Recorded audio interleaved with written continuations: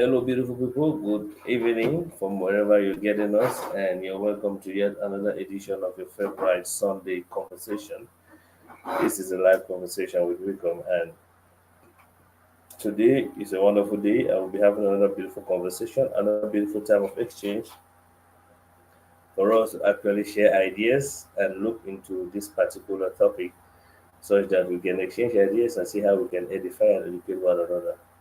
It's a wonderful Sunday evening here in this capital city of Cameroon, and glad to have you all from the other side. Please, when you come in, let us know where you're watching us from, so that we can give you a special shout out and salute you in a very special way.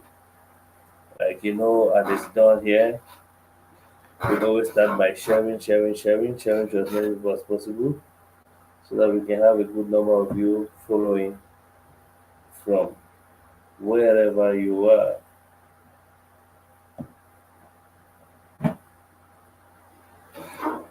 As you connect, you share. As you connect, you share. You can share to as many people as possible, so we have a good number of you watching. As you connect, you share. You connect, you share.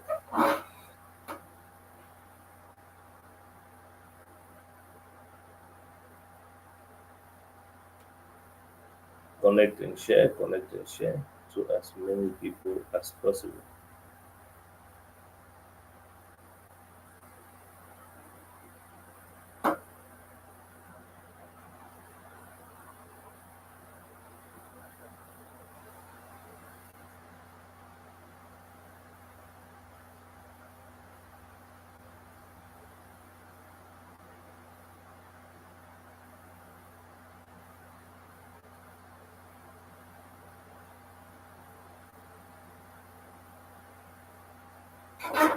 Connect and share. Share to as many people as possible. So we have this conversation. So we have this conversation. Connect to as many people. So we have this conversation. As you come in, you share. As you come in, you share. You share to as many people as possible. Share on WhatsApp, Facebook, Instagram, or your groups.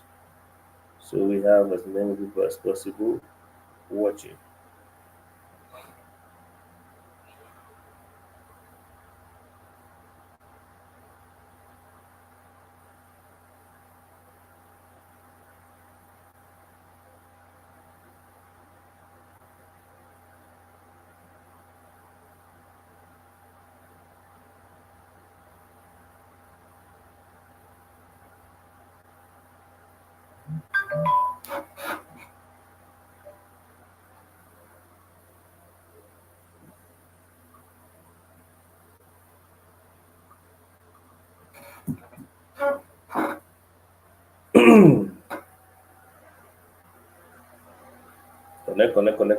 Connect to as many people as possible.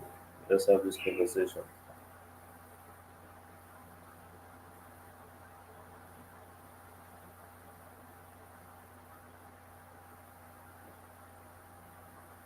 Connect to as many people as possible. Those of you coming in, you can always say a hello in the comment section so we can salute you in a special way.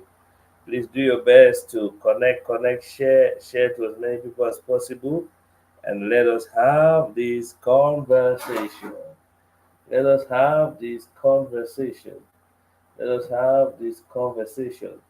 And those of you who are connected right now, I see you. Please do your best to drop a comment in the comment section so we can salute you in a special way. Hi, Vanessa Chair. Good evening. Hope you're doing okay. Please let us know where you're watching us from so that we can give you this special shout out. And let us know where you're watching us from. Hope you're doing okay, Vanessa. Glad to have you. Those of you coming in, do your best to share to as many people as possible. Share to your groups, share it on WhatsApp, share on Instagram, share on TikTok, share everywhere. We're streaming on Facebook, YouTube. We're streaming on Instagram at the same time. So when you come in, you do your best to share to as many people as possible. Let's have this conversation. A lot of you are suffering from heartbreaks. It's a quite interesting experience because, do I say interesting?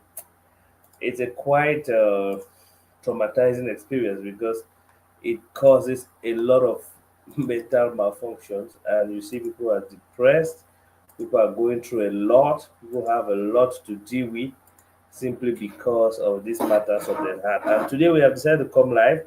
So we're going to talk about this. We have Happy Sunday, Vanessa Chair. She's watching from Yaoundé. Oh, hope you're doing okay. I hope Yaoundé is nice. Yaoundé, I learned this code because I felt a little bit of a cold when I was coming here today. And hope you're doing okay. Hope Yaoundé is great. Please do your best to share to as many people as possible. Let us have this conversation. Let us have this conversation.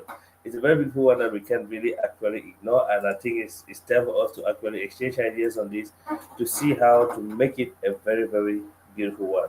Now, let's start by sharing to as many people as possible. When you come in, please just let us know where you're watching us from, and then you hit the share button and equally drop us a comment so we can greet you in a special way. You know, it's our tradition here to always celebrate you all that are watching, because the reason why we're here is because you are out there and we love you all so much, and we actually like to be with you. So do your best to share to as many people as possible, share to your contacts, tell to different people, share to as many people as possible. Let's have this conversation. Today we are talking about dealing with a heartbreak, healing from a heartbreak, and falling in love again. Ha, that topic strong, eh? Healing from a heartbreak and falling in love again. That's what we're talking about. Before we jump deep into this topic here, I want us to do our best by sharing. Let's keep sharing to as many people as possible. However, Dr. Zinkra first. Okay. Let's keep sharing to as many people as possible. Oh, I see a thank Cindy. Cindy, our decor block. Hope you're doing okay. She says some people cross into 2025 with heartbreak, watching live from Yaoundé. Oh yes, Cindy, glad to have you. Glad to have you watching live from Yaoundé, and hope you're doing great. And hope Yaoundé is treating you right. I should say no, that you don't cross with that heartbreak. Bro. I'm just kidding anyway. Cindy, glad to have you. We have a Kindness Labu. I hope I'm calling the name right. Please, if I don't pronounce right, pardon me. No, that my continue. I'm just trying to pronounce Kindness Labu. He says, "Good evening, sir, from Douala. Good evening, Kindness. Hope you're doing okay, and hope Douala is awesome, and hope Douala is fine. Happy Sunday. Happy Sunday to you too. Hope you are doing great. Let's have this beautiful conversation. We have Brianna Adele, our own natural queen. Brianna Adele, happy Sunday to you, and hope you are doing fine. Hope everything is okay on your side, and hope you're enjoying your Sunday. We equally have Karim Eyome. Karim Eyome, greetings to you. Hope you're doing okay as well. Please let us know where you're watching us from. As you connect, please do your best to share to as many people as possible. Share to as many people as possible. Let's have this beautiful conversation. This conversation, you need to really get as it be. This conversation get as it be. Do your best to share to as many people as possible. Let us have this conversation. Karin Eyome, greetings to you. Najela Vanessa, happy Sunday, Najela. Hope you're doing okay. Our very own special Najela is here. Is not feeling too well, but oh, sorry. Asia, I myself, I'm not feeling too well. If you notice, I have a cold. Is the seasonal change is coming with its own realities, and it get us to be. It get us to be. Please, those of you connecting, share. I want us to have this beautiful conversation. I definitely, like you all already know it. The conversation go turn. And then they say, "Thank you, boss. See, boss, I be good girl. So heartbreak, they run away from me. Oh, have a good girl, guys. Have a good girl, guys. So heartbreak no go the whole people. Please, as you come in, let us know where you're watching us from, so that we can have this beautiful conversation and actually exchange ideas. Share to as many people as possible. Share on WhatsApp, share on Facebook, share on Instagram, share everywhere, or your Facebook groups, WhatsApp groups, everywhere. You see, let's share and have this conversation. I'm about to dive deep into the topic, but before we do so, before we get into our topic proper, let's start by sharing, and let's have a good number of you so that we can dive deep into this conversation proper. Yeah, palava heartbreak, matters of heart, man and woman palava. Somebody said, For para mama na woman, they need put more for inside. But today, when you get a loved one where they are, but how you go do? Can you help them to put? If you actually help the state say, we help their loved one because they need put more for inside. So now the thing that we talk about today. Today we're going to be talking about dealing with a heartbreak, healing with a heartbreak, and moving and falling in love again. Almost like moving forward. Like you're dealing with a heartbreak. When you're done dealing, then you you fall in love again. So that means we just need to just understand, say, the palava matter that is something that we just have to do. Please share, share, share. Share to as many people as possible. Share to as many people as possible. So we have this conversation. Just share, share, share. Share to as many people as possible. Yeah. As you come in, drop your comment, please. Drop your comment so we can give you a special shout out. We like to to celebrate and salute you all watching our special ladies, our special gentlemen, and our beautiful people from wherever you find yourself. You see, from wherever you find yourself, we are glad to have you. Maybell, Maybell, the natural queen. I see you, even though you never comment. Those of you connecting, I see you. As you connect, I see you. I see a few of you connecting, and we're glad to have you. Please do your best to share, share, share, share, share. Share to as many people as possible. Share to as many people as possible. So we have this conversation. Healing from a heartbreak and falling in love again. Dealing from a heartbreak and falling in love again. Healing from a heartbreak. I said dealing.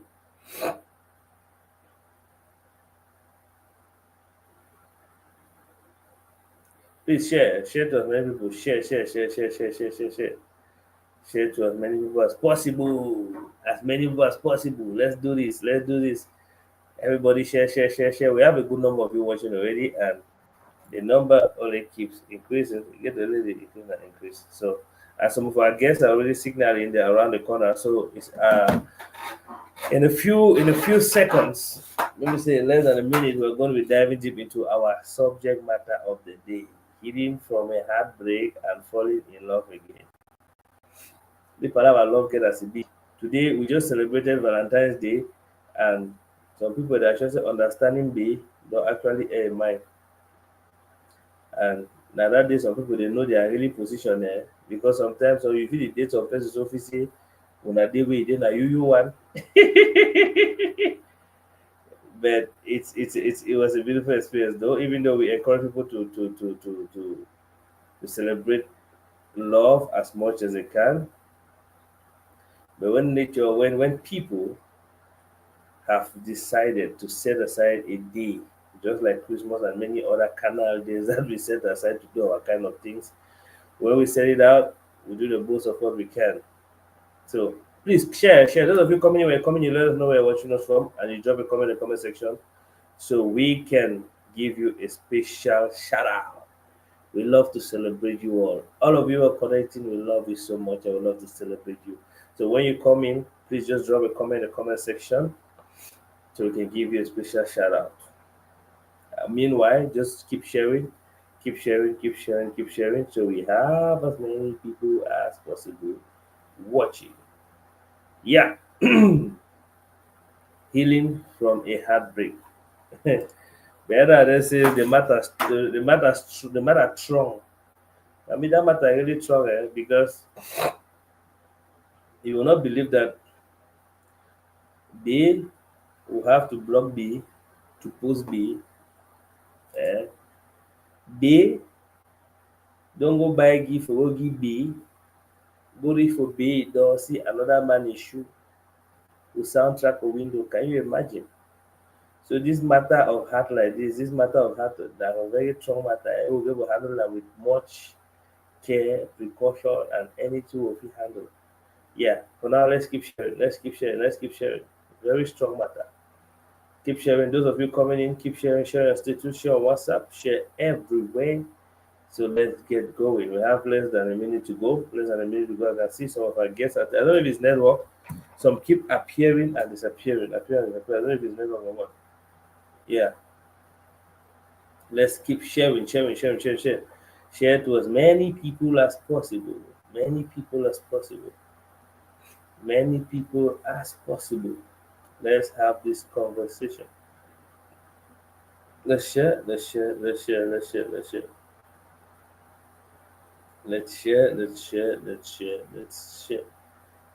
share the life. Let us share the life. Let us share the life and let us do this. Okay. So, beautiful people, like you all already know it, we meet here every Sunday to have conversations like this. And today, we are having a very beautiful one with the theme, the topic. We'll be talking on the topic healing from a heartbreak and falling in love again. Now, please, somebody, I want you to rapidly just give us an introduction of there are some keywords which we are going to be using heartbreak and love. Heartbreak and love. Please, let's just can somebody just type out the definition of love and the definition of heartbreak. The heartbreak we're talking about, I need to talk about heartbreak where man, you should also hungry to do it, the inside take a heartbreak. No, I'm talking about the heartbreak that has to do with emotional and romantic relationship. That's the heartbreak we're talking about. You know? Deception from relationships and so on and so forth. That's what we're talking about. So please, somebody can please yeah, what is my heartbreak? Somebody heartbreak. You can proceed from there. We're healing from heartbreak and falling in love again. Very own beautiful person that has been we've been live a couple of times and we'll be adding her in a bit. And I want you or somebody should just opt to define us what heartbreak is and what love is. Because this has to do with emotions. Please, you pardon my voice. My voice is the way it is. I have a cold. And it gets a bit sharp. So please, as you connect, you share as possible. Let's have this conversation. Heartbreak. Let me go by the Google definition. Please share, keep sharing, don't relent. Let's look at what is heartbreak. Or what is a heartbreak? Or what's heartbreak? As per Google definition, it says heartbreak is an intense emotional pain or distress caused by the loss or end of a significant relationship, often romantic, but can also result from the DEATH loved one, yeah, friendship issues, or other deeply personal experiences. Now, let's look at the next one. What is love? We all have our definitions and we must not go by Cambridge. Hi, Karen Four. I'm glad to have you. Please do your best to share. Share to as many people as possible. It says, love is a complex and multi-faced emotion, often described as deep affection, attachment, or care for someone or something. It takes many forms from romantic love between partners to an unconditional love, parents have for children, or the bond between close friends. Love also can also extend to passions like a love for a hobby, because I'm talking about romantic love here. So romantic love is a deep emotional connection between two people that physically involve affection, passion, intimacy, and a desire to share a life together. But we get sense before coming to the comment, it says, and a desire to share a life together is marked by feelings of attraction, both physical and emotional, and often includes elements like trust, loyalty, and mutual respect. In romantic relationships, there is usually a sense of companionship and support, as well as a strong bond that goes beyond friendship. The love would simplify so get some very heavy definition like this. Say romantic love can bring immense joy and fulfillment. It can also involve challenges, vulnerability, and personal growth. It's a type of love that often leads to the desire for a committed relationship like dating, engagement, or marriage, and is typically characterized by the desire to build a life and future together. Now, ladies and gentlemen, we are going to dive deep into the topic at this point in time because we have been highlighting. Before we do that, We have a very special person that will be with us today. Like you all know it, I'm never here alone. We always have wonderful, intelligent, and very eloquent people that join us from time to time. And oh, I can say again backstage. It looks like the network is quite interesting, huh? The network is quite interesting. Uh,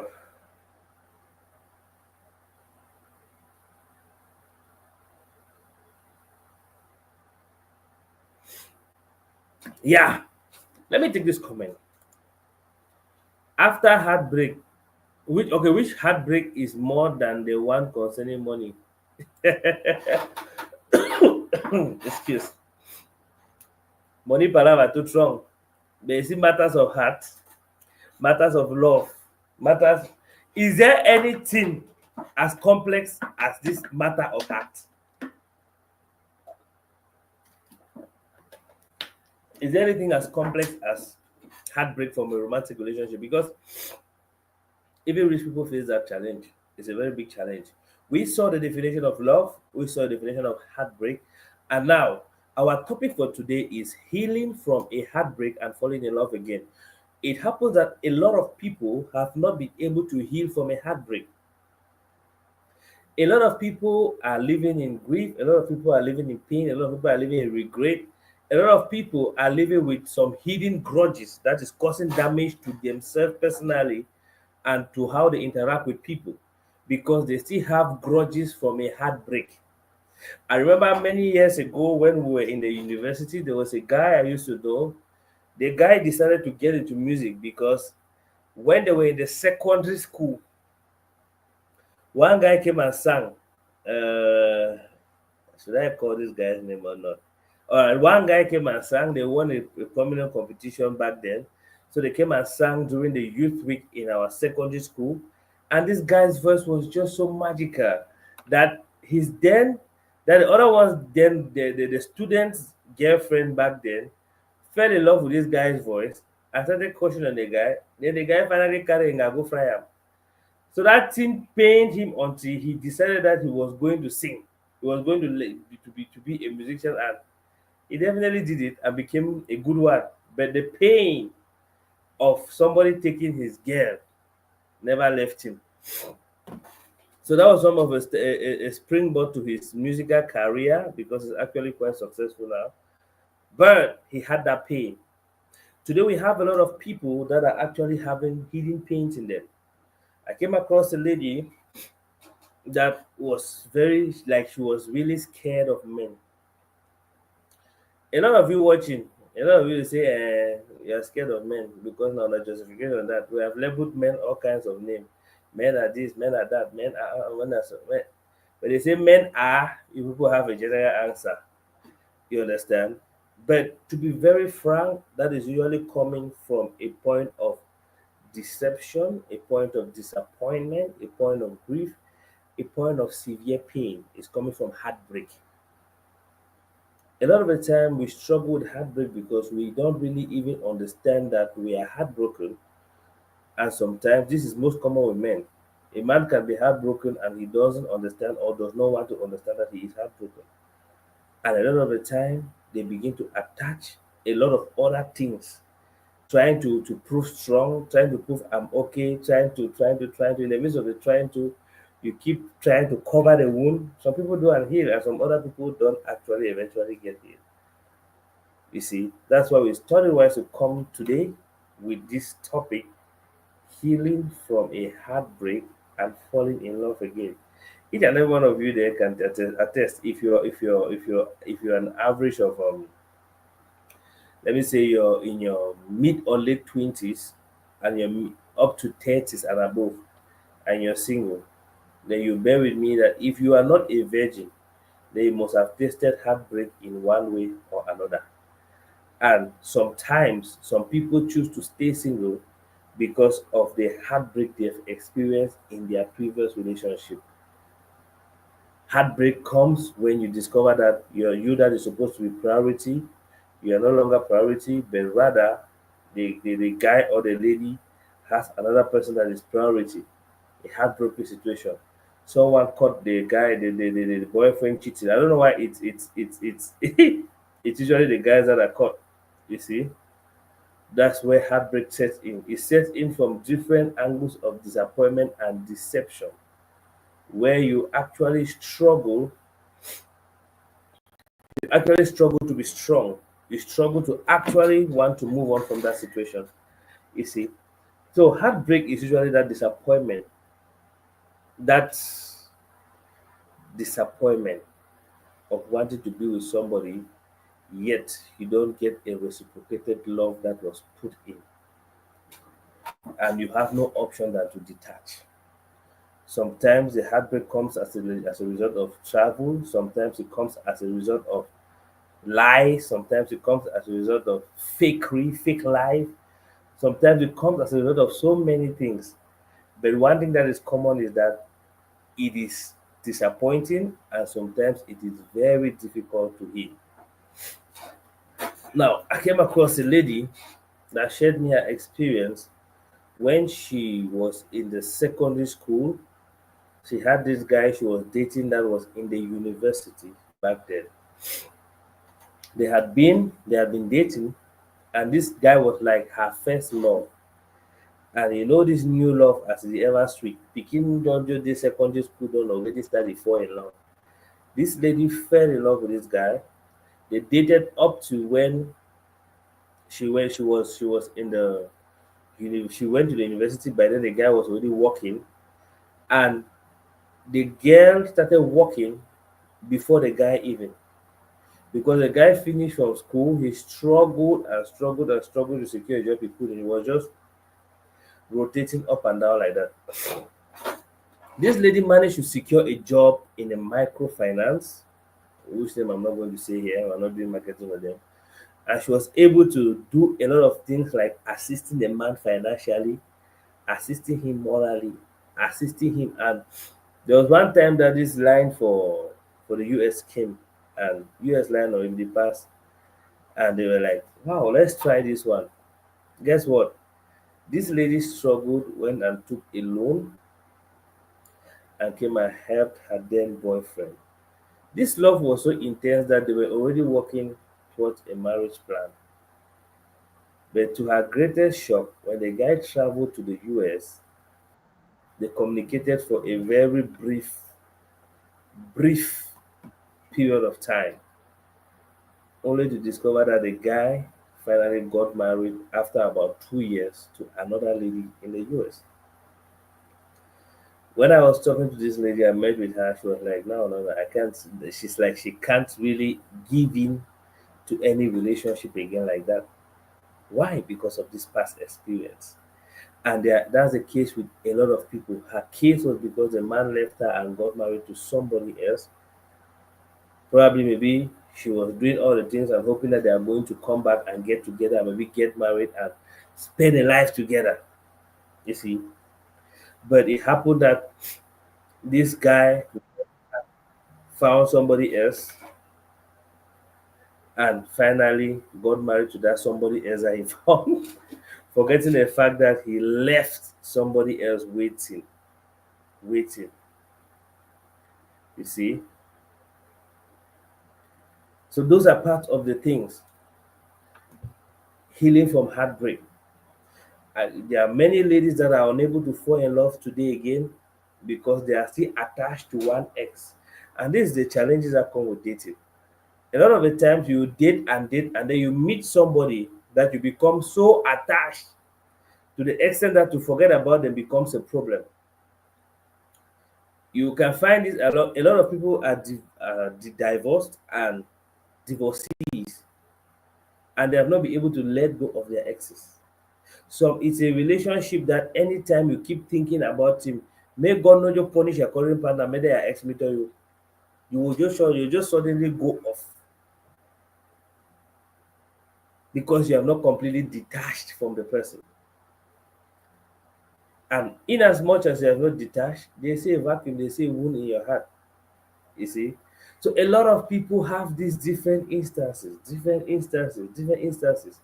That's why sometimes some people will separate after some time, they come back and get along. with one another.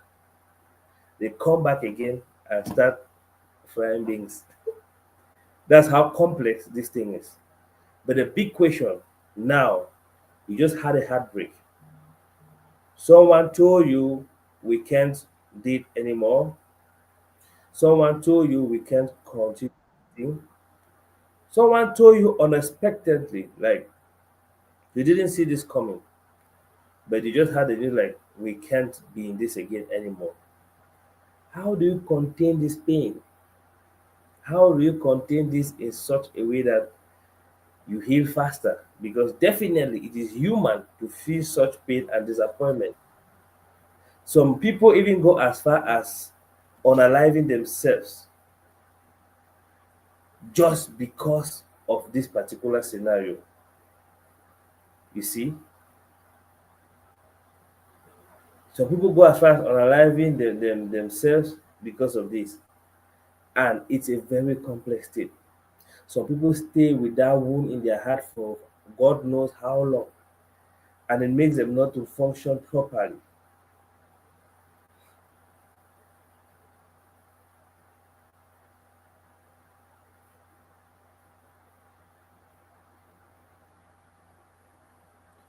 You see, so it's a very horrible experience, and it is making cause you see people walking.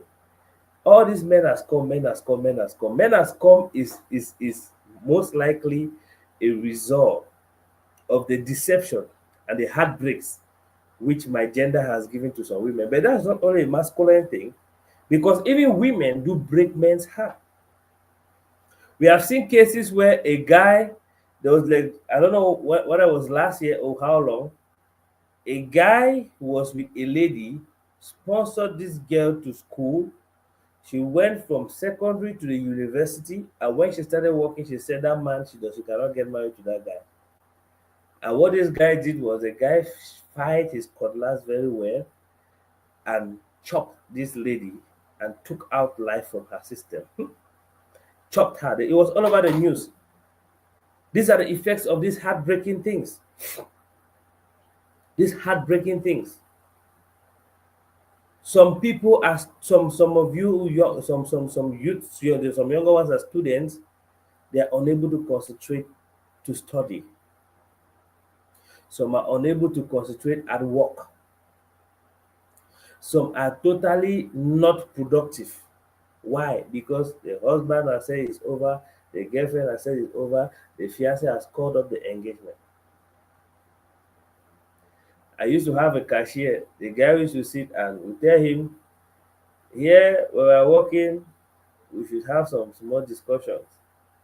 You notice that that guy he shut down for about 3 days.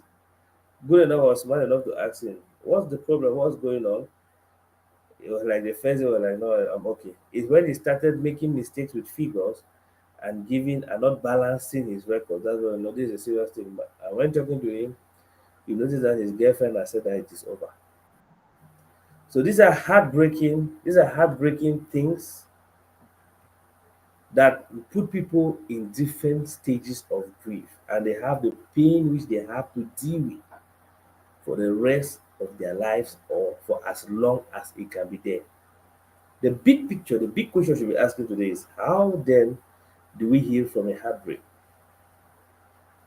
How then do we heal from a heartbreak? This comes from romantic relationship, you see, because it is very vital.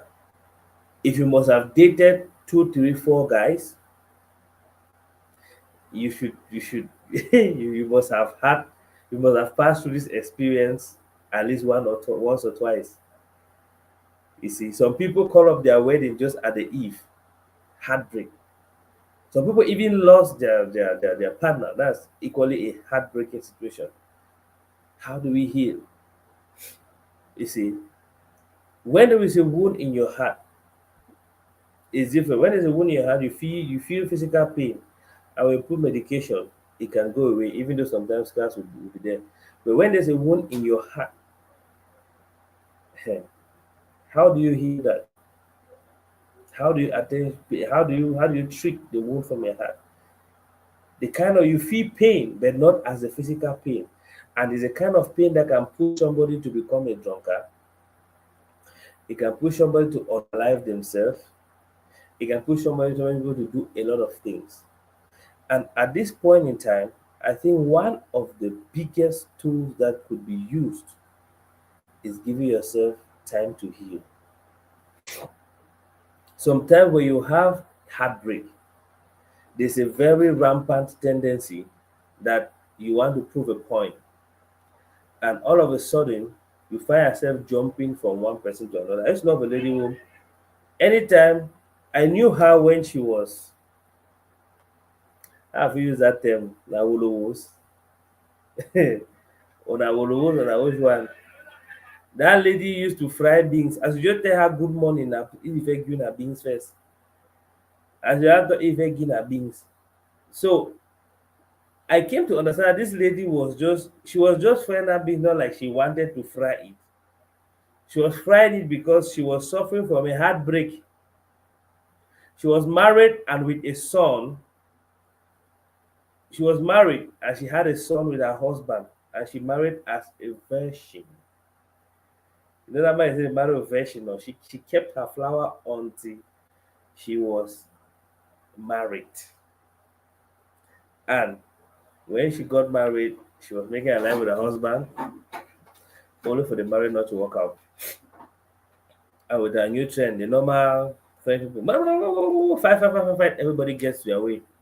Now, this lady came back to her father's house and she was so depressed, frustrated, every kind of thing you can imagine. But she was there. She said, no problem. She was still in her father's house. She's still young. And my star is still shine. I still day. My thing is still pass. All of those things. First year, she stayed. The man did not come. The next year, they ended up with social welfare and they had to devise a means for them to co-parent. When the means was devised, she's like, this man is already having his guy. They are already divorced and they are following the divorce procedure. She needs to also move on. So our way of moving on was when you just greet her, she give you beans. Oh, my secretary bell, you're beautiful. Na beans. And I said she was frying anyhow. That's how some people do it. But in doing that, you notice that she became a very damaged person and she actually lose a lot of self-esteem. Mother of boys, I see you, I see you. Says, I feel that those who move on so fast didn't love the other party. Because when you love person, you break your heart, then you go know say, this life no a bonbon. Yeah, it's not like when you love person, it get as a bill. Because love is a very stupid feeling sometimes. You are just caught up in the moment and you don't even can ever imagine if this thing is ever gonna end. And sometimes, like you said it, in a relationship, it's very difficult to find a relationship where the intensity of your emotion is same. In some cases, I wouldn't say one should be more than the other one, or let me say, I wouldn't say the woman should love more than the man, the man should love more than the woman. I would say the one that works for you should go. There's a man that will want the wife to love him more than the way he loves the wife. There's another man that would like to love the wife more than the way the wife loves him. And there's a woman that does not care if she loves her husband more than the way the husband loves her. So I don't think it has a formula for us to cage ourselves. Rather, I think that if you are with somebody that you're born with correctly, you guys should let it flow and enjoy yourself and enjoy the love you share. In some cases, some people are like the way that they naturally heal fast. For example, it's very normal to see a lady crying that, oh, they break my heart, they break my heart, they break my heart. And she'll cry for God knows how long. That doesn't mean that the guy did not love her. That doesn't anyway mean that the guy did not love her. It just happens that the guy might have a different way, excuse, might have a different way of dealing with his own heartbreak. Because sometimes you actually invest a lot in a relationship and it doesn't work out. Some relationships will never actually work out. And most of the time, we have two lines. This is expectation, this is reality. We start having conflicts when these expectations don't meet reality. So for you to balance it, you need to drop one. Either you drop your expectations, the reality, well, how can you drop reality? Or you cut across some of your expectations and make it to begin to match the reality. Because being with somebody, you are dealing with somebody that's coming from a different background, somebody that has their own life, somebody that has been living their own life for God knows how long, and you have to come and bond with them. And at a certain point, you just meet somebody. Some people are good at that romantic and that bonding type that they might just see you and just start falling in love very deep. But some people take time. Same as some people might detach quickly after a heartbreak, while some others take time. But there are two options. There's a point where somebody detaches based on a very, very bad act from their partner. For example, you caught your wife cheating, or you caught your girlfriend cheating. Detaching from that kind of a relationship, you that caught the person, you have two things. You have regret because you were taken for a fool, and the next thing you have is thank God that this thing did not go further than this. Like if you're really bad, those are the two parts you have. There's regret that you are losing somebody that you would have wished could stay longer, and there's the other part is the gratitude. Like I can't stay with this kind of person. You understand? Those are the two parts. But now the other person, because I'm going to share. I don't know if I've shared this experience previously. I'm going to share it again. I had a lady that used to work for me, and I noticed she was heartbroken. In fact, women, I don't know why, a lot of women that I come across when they are above this, they are in that 27, 28, or as a single, they must.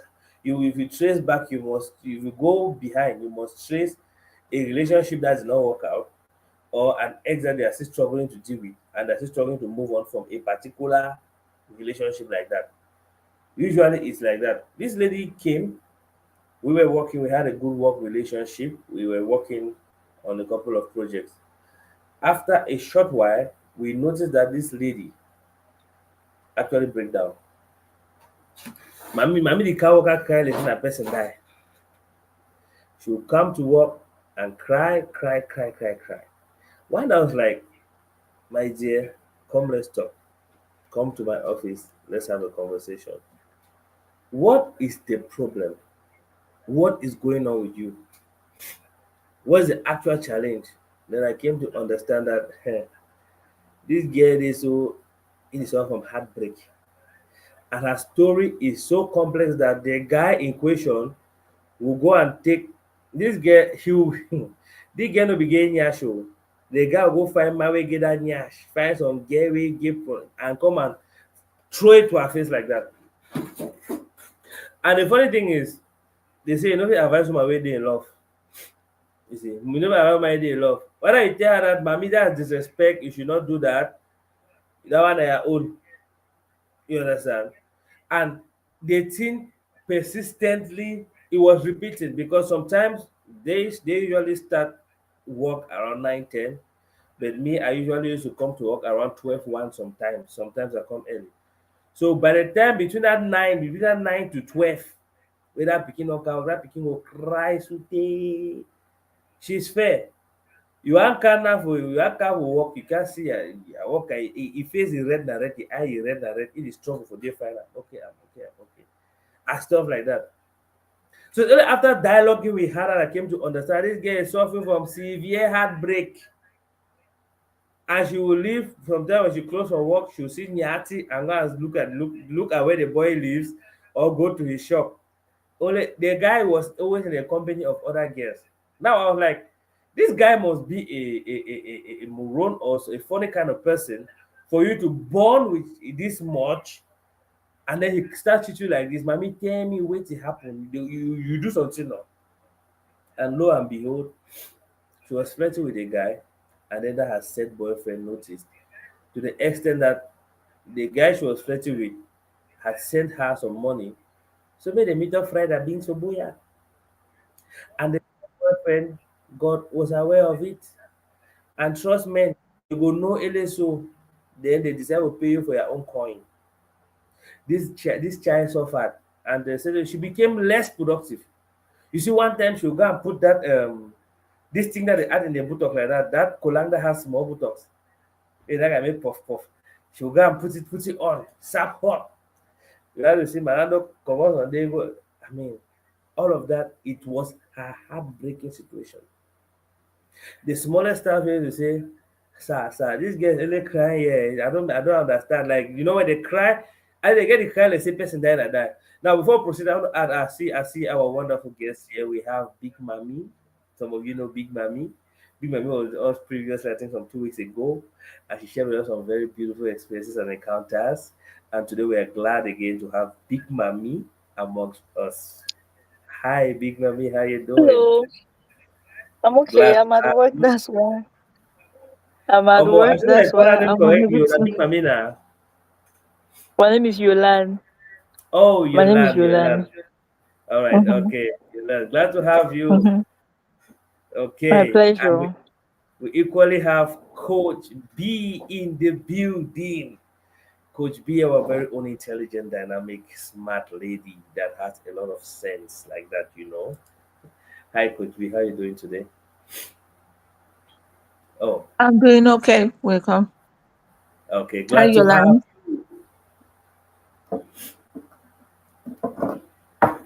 Thank you.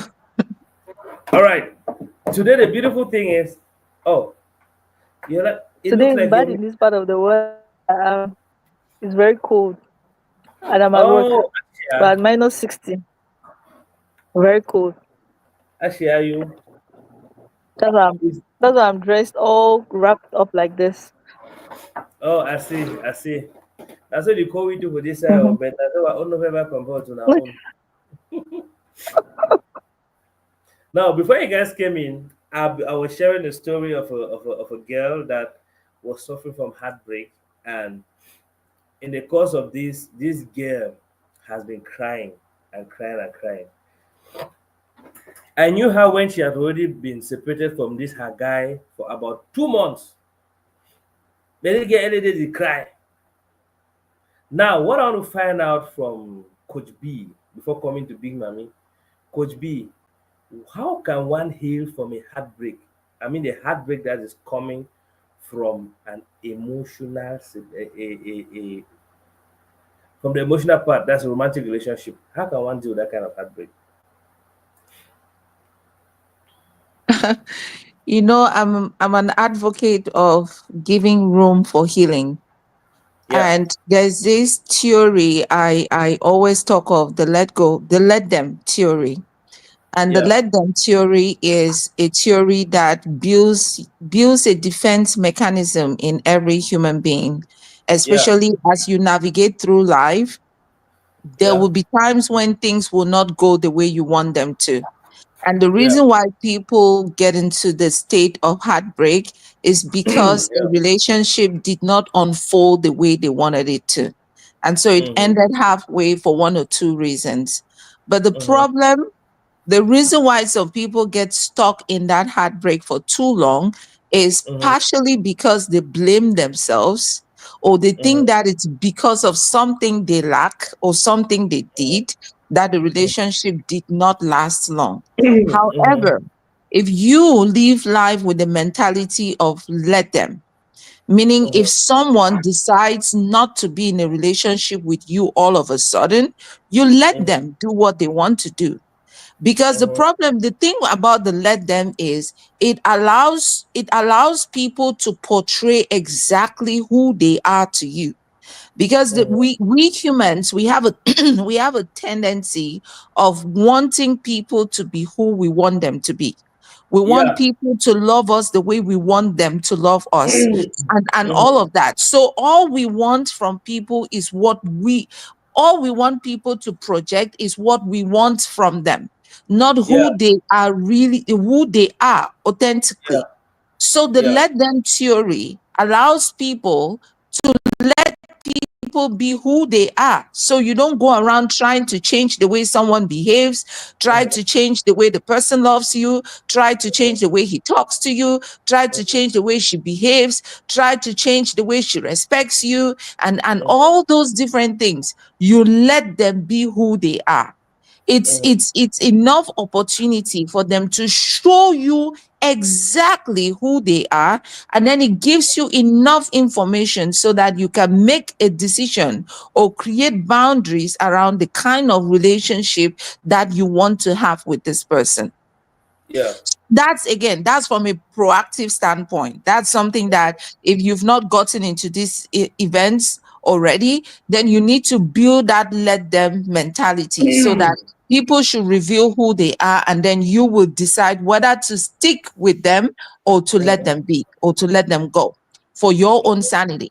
So, but if you have not maybe gotten a grasp of the let them mentality, and you've ended up being in a relationship and it ended with a heartbreak, the first thing I'll recommend for anybody who has gone through a heartbreak is let yourself feel the pain. Because the thing about heartbreak is it's your emotion telling you that something did hurt it. Something happened to it that was unusual. And it's the expectations, the aspirations, all the things that you desired to happen in that so-called relationship, because something all of a sudden happened and distorted that pattern. It becomes a problem to your mind, to your emotions, and to your heart. So your entire body keeps processing all these things, and that's why you're feeling that pain. So you need to let yourself express and feel those emotions. However, while you are expressing and feeling those emotions, you need to prevent any thoughts of self-criticism. You need to show yourself self-love, self-care during that season, and self-compassion during that season. Because take, for example, when you hear someone who is going through a heartbreak, the first thing or most of the things that they say during that period is, after all I did for them. After Yes, that's all I true. did for them, after Yeah. all the love I showed them, Yeah. he just used me. I was just used. He is, all men are scum, all Yes. men are dogs, all Yeah. women are this, and all those are the kinds of things that you hear. And then some of them will lament to the point where they'll keep asking the questions: is it that I'm not beautiful enough? Is it Yeah. that I am not, because I don't have a Normal. large butt, because I don't have big breasts? Is it because I have kids? Is it because I did not go to school? Is it because I come from a poor background? All these things start coming. The reason why you feel those things is not because of what happened. It's because you've not healed from something else. Because self-sabotage, self-criticism come from a place of trauma. You've not even forgiven the fact that you were created the way you are. You've not even accepted yourself enough to acknowledge that the fact that you don't have a bum bum is not within your control. And it Yes. shouldn't be a reason why someone breaks up with you. And if someone did break up with you because of something that you do not have, then it's none of your fault. So you shouldn't even beat yourself about it. So during that time when you are going through that heartbreak, it's a time for you to acknowledge the feelings that you have, validate them, make sure that you accept that this is how I feel right now, and it's not going to last forever. Secondly, practice self-love and self-care. By self-care and self-love, I'm saying that shy away from self-criticism, shy away from self-sabotage, stop criticizing yourself. If you understand your value enough, you will always know that if you break up with someone, then it's the person's loss and not yours, because you know your worth. Wow. But if you don't know your worth, that's when you keep thinking that you are the one who lost. And when you think that you're the one who lost, you stay in that vulnerable state for a very long time. Come to think of it, if you, let me say you have all the skills that you need and you were hired within this project, within this organization, and all of a sudden you were fired.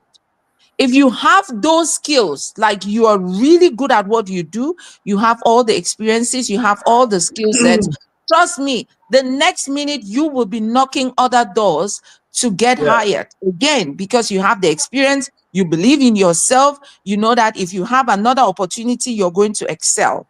But if Yeah. you did not even believe in yourself, you did not believe that you had the skills, you did not believe that you had the experiences, and you were laid off, you're going to be in that place of self-criticism, self-sabotage, and complaining and venting and procrastinating for a very long time, and you're not going to Yeah. make the next step.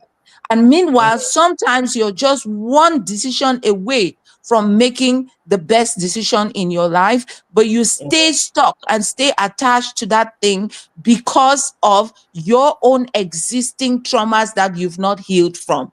So it's Mhm. not the person who broke up with you, it is you Mhm. that has a problem with yourself. And that's why Mhm. you stay in that situation. So if you break Mhm. up with someone and you realize that I have a potential, I am better than what he thinks I am or what she thinks I am.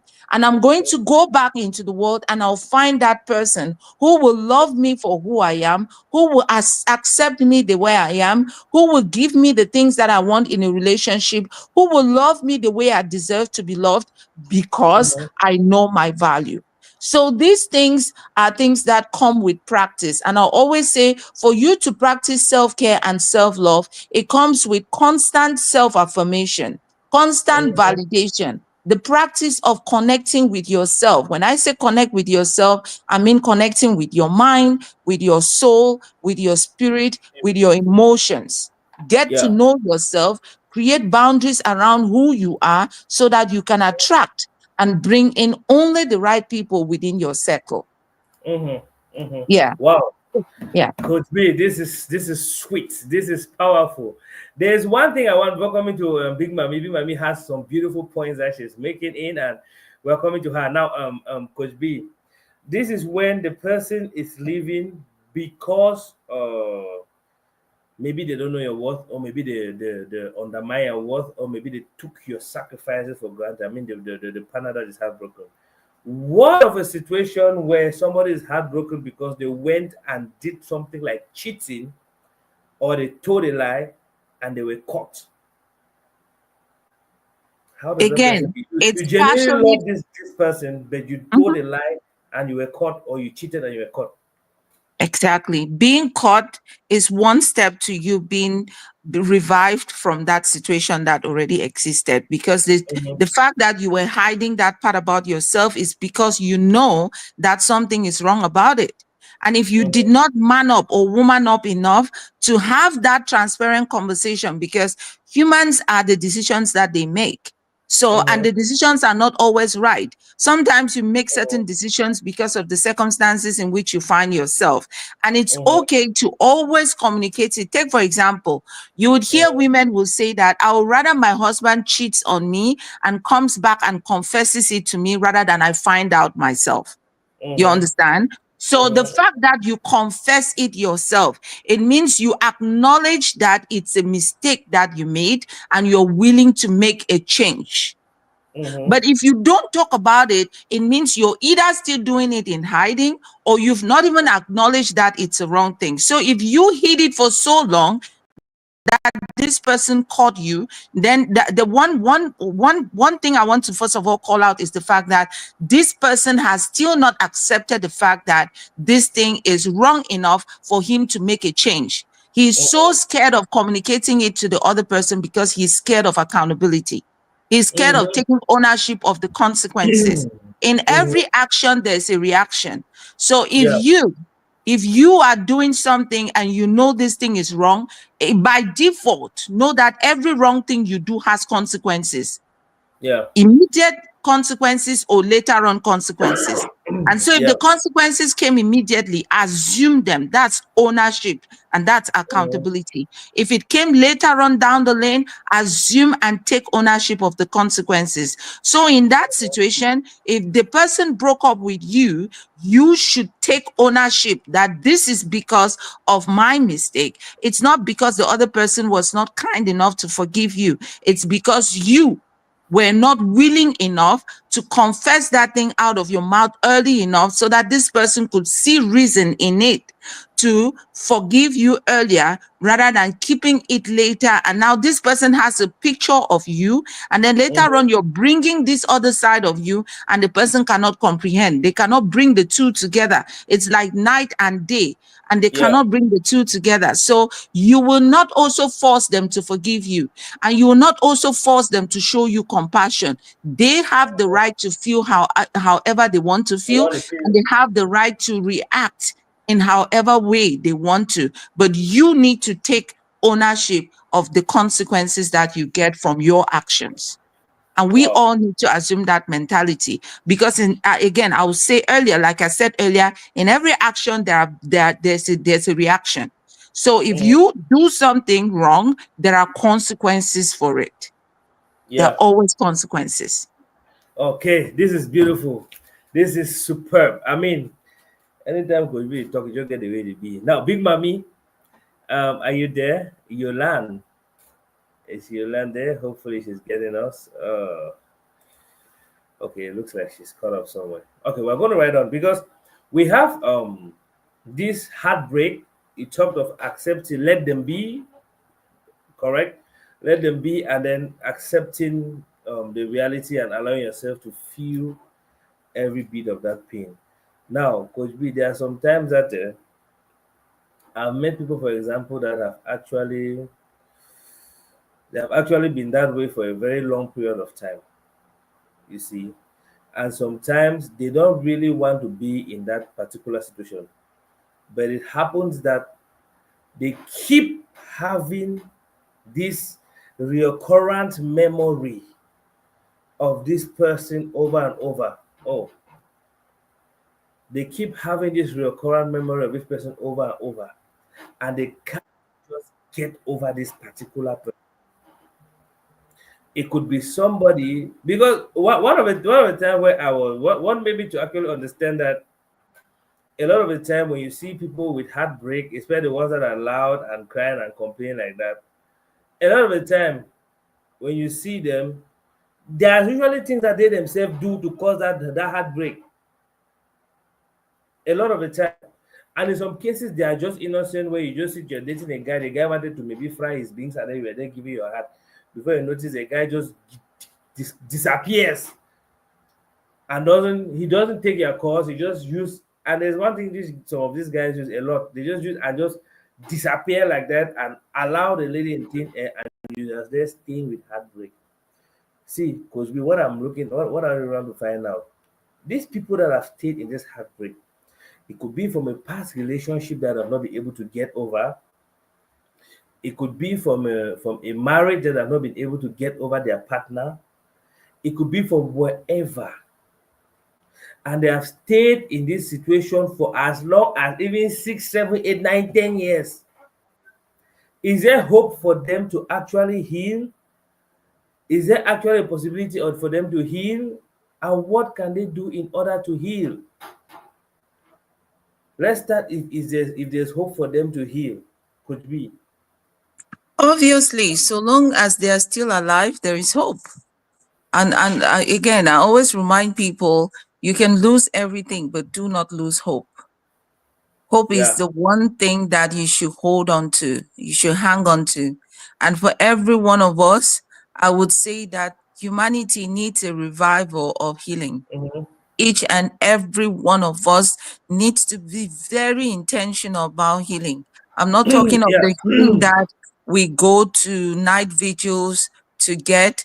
I'm not talking about the healing that you go to a witch doctor to get.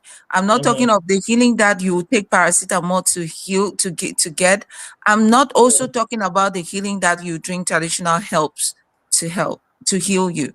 I'm Yeah. talking about emotional, mental healing. We Yes. need it. So you see this thing they call soul ties. People's souls are tied to to toxic environments. People's souls are tied to toxic people. People's souls are tied in places that you cannot even imagine. But the truth Mhm. is, do people even acknowledge that they've tied their souls in unusual places or in toxic places, because only a sick person knows that they need medication or goes to the doctor. The doctor doesn't go to the sick person. If you are sick, you need treatment, you go to the hospital, you go to the doctor and you Mm-hmm. get treatment. So how many of us are even aware that we need healing? Like, I always tell people that even if you're in a very stable relationship, you have your husband, you have a good job, you're making a good paycheck, you have your kids, none of your kids is sick, everything sounds stable, you still need to be on a constant journey of healing. Because healing, you don't heal when something has happened already. You heal in anticipation that things will happen, or for the things that have happened in the past. You're healing from those past things so that in the future you should not fall in those traps anymore. Mm-hmm. So to your question, there is hope for these people to heal, but they Mm-hmm. need to accept that they need healing. If Mm-hmm. you've been, there's something I call patterns. Something can happen once, you can call it a mistake. It can happen twice, you can even still call it a mistake. But if it keeps happening, it's a pattern. And you need to cut that pattern. Anything that is a pattern in your life has a genesis to it. Mm-hmm. Yeah. Anything that becomes a pattern in your life has a genesis to it. And you need to dig down to the roots to find the root cause of that thing. What is this thing that has become so consistent in my life? What is Yeah. attracting these kinds of people in my life? Mm-hmm. Why is it that I am this such of a good person? And there's this narrative that is out there that good women end with bad men, good men end with bad women. And I always Absolutely. say that to myself, that I'm going to break that yoke. I'm going Oh to yes. break the existence of that statement, Oh yes. because there's beauty in the universe when two good people come together. Mm-hmm. Yes. But the universe is messed up when one person meets someone who is so good and messes up, because there's this thing about evil can contaminate goodness depending on Mm-hmm. how much control that evil has on goodness. Mm-hmm. Take, for example, money is good, but if you take the love of money, it damages the use of money. Yes. Yes. It damages the value of money. But money is good. Mm-hmm. Every one of us needs money. But just wake up one morning and you're so in love with money, you can do anything to make money. Yeah. You will step on people, you will step on good people, you will step on bad people, you do terrible things just because of love of money. Money. Yeah. So I will say that people should be very intentional about their healing. And your healing is as easy as waking up in the morning and creating some time for meditation. And meditation doesn't need to be anything that is superficial. It's just you connecting with yourself. It's just you Mm-hmm. waking up in the morning and deciding not to think about anything just for 5 minutes. That is meditation. Another step for you to be very intentional about your healing is when you are in that bathroom, even if you're outside brushing your teeth. I grew up in one village in Mancon, and we used this chewing stick to brush teeth in the morning. We didn't have toothbrush because I didn't come from a very comfortable family. But I remember when you're brushing your teeth in the morning, there's something that happens. Like, you are connecting with yourself. There's something that is happening that you don't even think about some of your worries. You are connected to your soul. That could also be a moment of affirmation. It's a moment where you can say, I am worthy. I will Wow. attract all the good things from the universe. All the bad things that have been happening to me today it comes to an end. Wow. Enough of these kinds of of these events in my life. It is you inviting the right vibrations into your life. It is you attracting the Wow. good things or the things that you deserve into your life. So Wow. people need to understand that when you wake up in the morning and you're brushing your teeth, you brush your teeth because you want to clean your teeth so that you can be very comfortable with your smile, and so that when Mm-hmm. you're talking around people, you should be comfortable with your breath.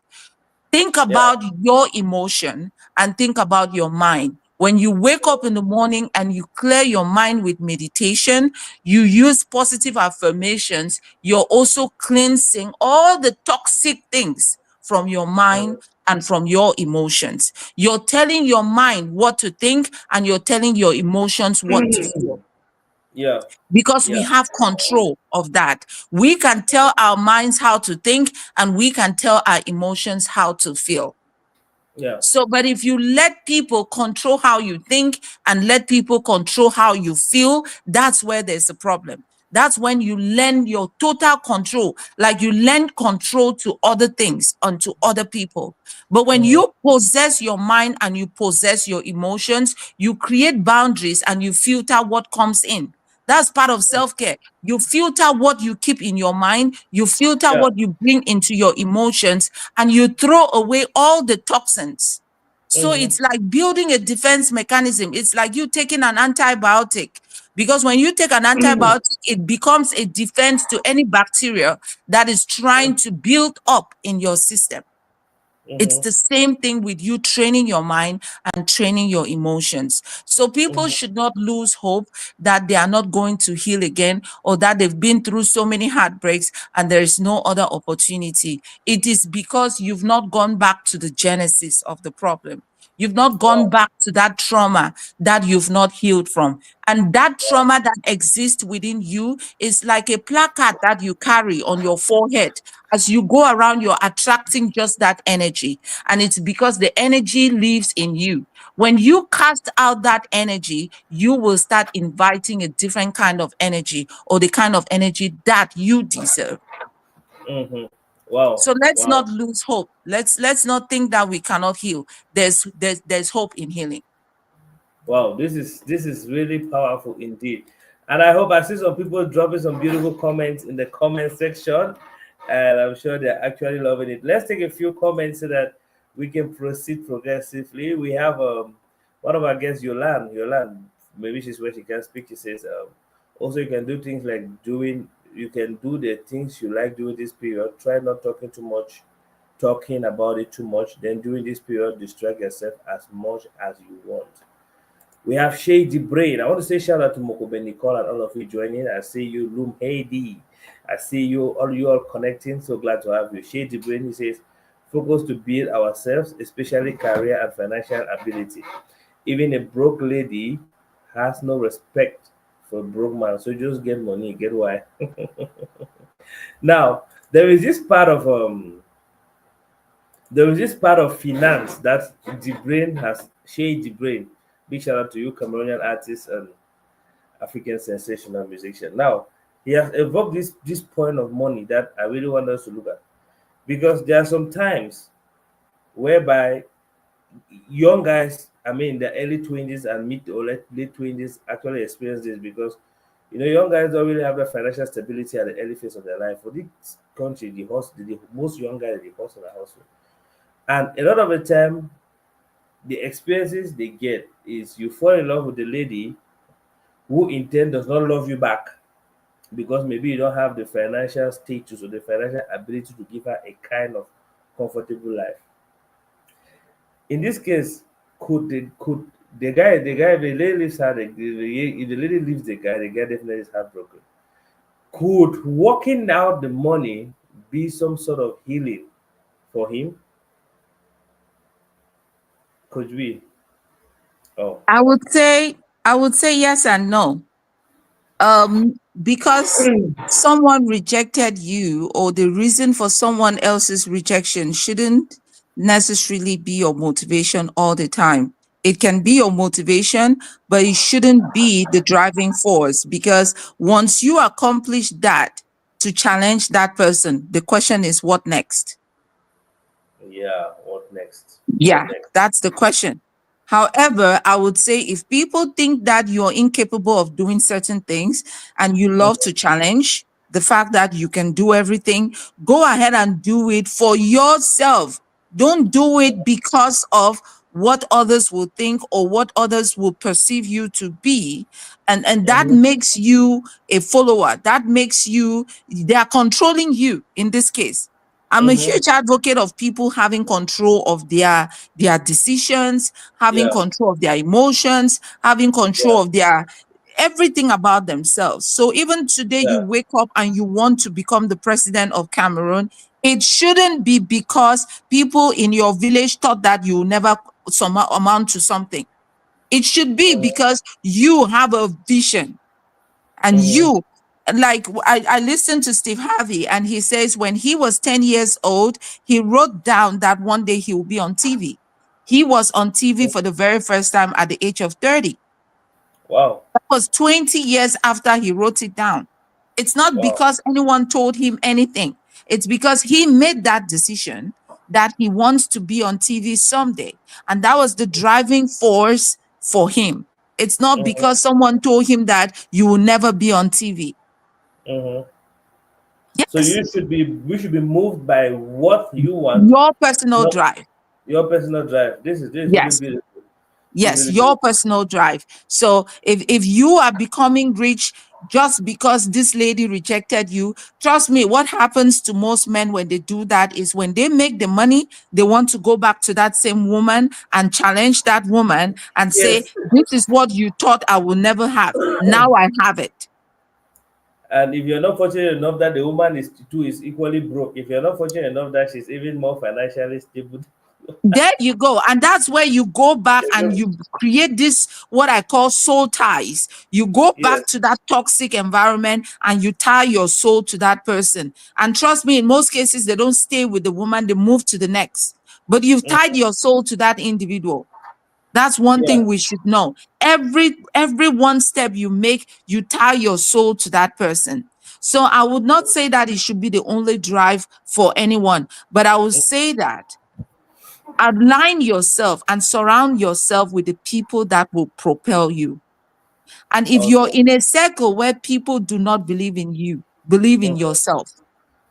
You If are people somebody. do not believe in you, believe in yourself 100%. I'm not saying that be boastful. I'm not saying that you should be proud. I'm not saying that you should be hitting your chest or being petty and saying that you people think that I'll never be something. I'll show you people. It's nobody's business whether you become something. It Or is not, your yeah. business. Yes, it is your business if you become something, and it's your business if you don't become anything. So Yeah. don't go about beating your chest. I'll show you people that I can do it. I'll show you people that I am able to do this. It's nobody's business. And that's when Yeah. you invite hate on yourself. Just quietly write your vision down. The Bible Mm-hmm. even says this in the book of Habakkuk. Write your vision down and make it plain. To who? To you and to God. Yeah. It's not a public thing. It's not you writing your vision and going about singing it to the entire universe. Write Yeah. it down, make it plain. Make sure you understand it and pursue it. And if you spoke to a woman and the woman thinks that you're not financially stable enough, I will still go back to the let them theory. Let them, let her be and move Mm-hmm. to the next. Because Wow. that person is already showing you that this is the kind of person that they want. So what do you want them to do? It's their decision. They do not want to be with someone who is not financially viable. Why do you want them to change who they are? To start wanting someone who is less financially viable just because you want them to be that way? No, it's not fair. Let them be who they are and choose your own boundaries. Choose where next to go to. If you want to Mm-hmm. stick and be pushed around, stick. If you want to move to the next bus stop, continue moving, and you will meet that person who will align with what you are or who you are. Hey, for men, you can fry things is man. If you keep moving in the society where money is the capital. That was an aside anyway. All right, thank you so much, Coach B. Now, coming, I believe this clarifies a whole lot for us being totally in control of what we do and the kind of things we do. I believe Coach B really break it down in a way that everybody can understand. Big shout out Mabel and Wege Mabel. Big shout out Cassie Dread. This guy is crazy. He says by drinking beer daily. That's for fun. Now, big shout out to Karen Midred. Big shout out to you all. The next thing which I'm looking at is I've had this experience a lot whereby you meet a lady and this lady has dated somebody that they are so attached to the extent that they can't really let go. Now, the first time I noticed it was when I was younger. When I was much more younger, I was with one lady like that. It's not really related by blood. Like one lady, she's of age. She has grown up children. She had grown up children back then. And this lady, by the time she was packing up her things in her house, she saw the picture of the father of her first child. He just slipped out the things like that, and she just took a deep breath in and said, "You break my heart." She said it silently. Nobody could hear. But I heard it because I was beside her, and I'm sure she was like, "You picking, I said picking, not even know anything." But I heard it so well. And I was like, it looks like this woman has not healed from this thing. You see, this woman was married to someone else and they have two other children. But she still had a picture of this first man that she had a child with. And she, after about 15 to 20 years, she can still say, "You break my heart with that kind of emotion." That's how I came to the question. I want to find out, Coach B, do people actually frankly and sincerely do heal from heartbreak?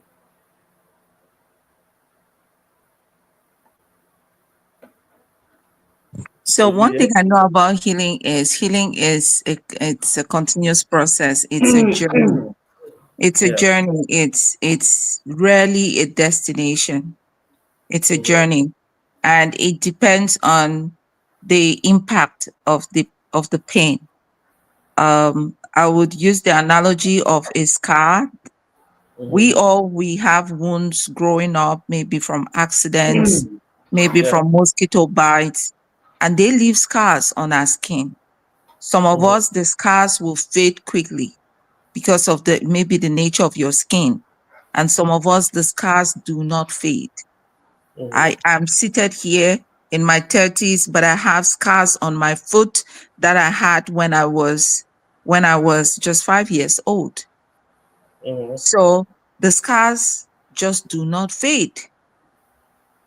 And Mm-hmm. it's because of the nature of my skin. But I Mm-hmm. know people who will have a wound and the scar will disappear after a few months. So Yes. we all process pain in different ways. We process heartbreaks in different ways.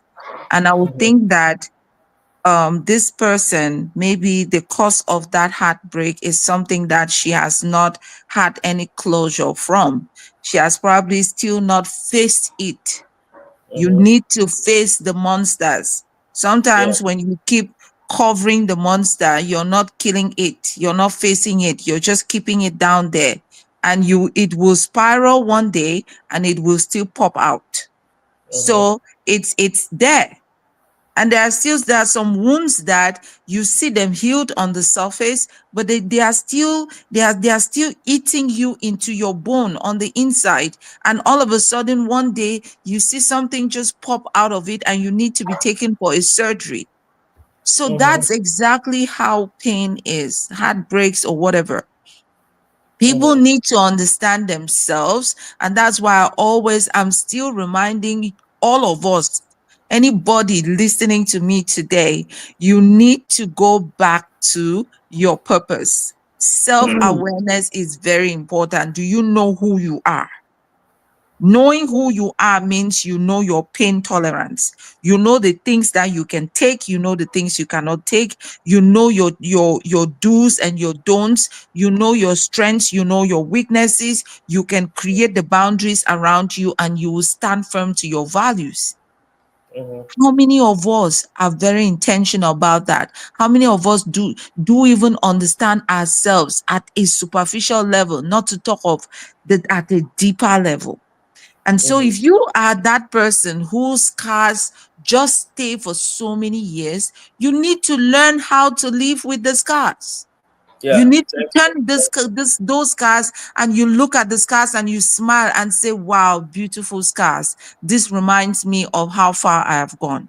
This Yeah. reminds me of my journey. This reminds me that I grew up in a small suburb in Mancon, and mosquitoes were eating me up every day. This is a Yeah. beautiful reminder. It's not something that I'm going to dwell on every day and punish myself for growing up in that community, because I did not have control over that. It wasn't my decision. So I will forgive myself for that. So people need to go back to start forgiving themselves of the fact that they made certain decisions at certain points in their lives based on the information that they had at that time, based on their intellectual capacity at that time, based on their experiences at that time. And those decisions might have been the reason why things ended up happening that way. It's not because something is wrong with them. Learn to forgive ourselves. Sometimes you Wow. need to even forgive the fact that you are a human. If you so desire to be a plant, or you so desire to be an animal, then forgive yourself for being a human, because you don't have control over that. Yeah. And so, for this lady that you mentioned, there are also existing triggers, which is the child that she had from that past relationship. Thank you. I And was so coming to that. Yeah. each time she sees that child, it becomes a trigger. And that's why I will remind folks out there that if you ended up having a child with someone and the child is living, in some Mm-hmm. cases, when the child passes, again, there's nothing tying you together but some of those memories. But if you have a child together, you need to keep your differences aside and build a relatable relationship that will keep you two focused towards building or raising that young individual that you brought into existence. Innocent child. Yes, you need to put your differences aside. I don't care if this person emotionally violated you or whatever, or physically, whatever. You all need to sit down as two adults and have a conversation and establish the kind of relationship you want to have for the sake of that human being that you brought to earth. It's your responsibility.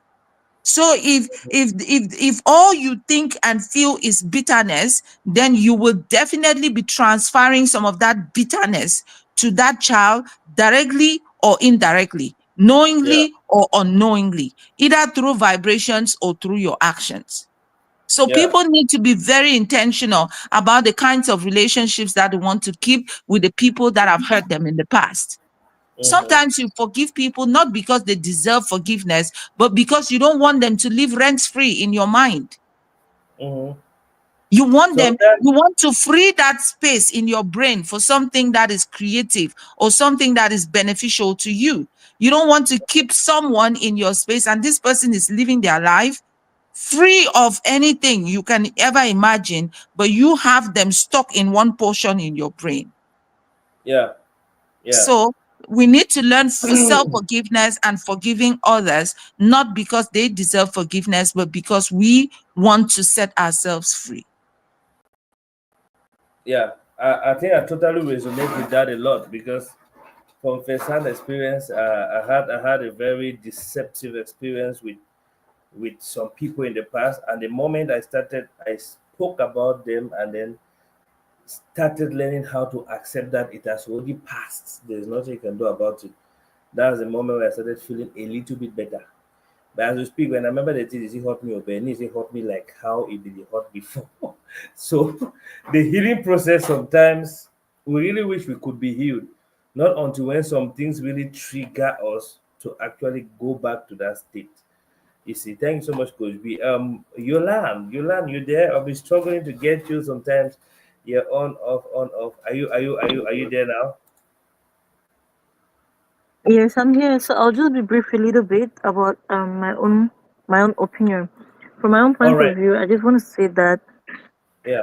healing is something that should be very intentional to yourself first, because you're doing yourself some justice first before um before trying to figure out the way forward.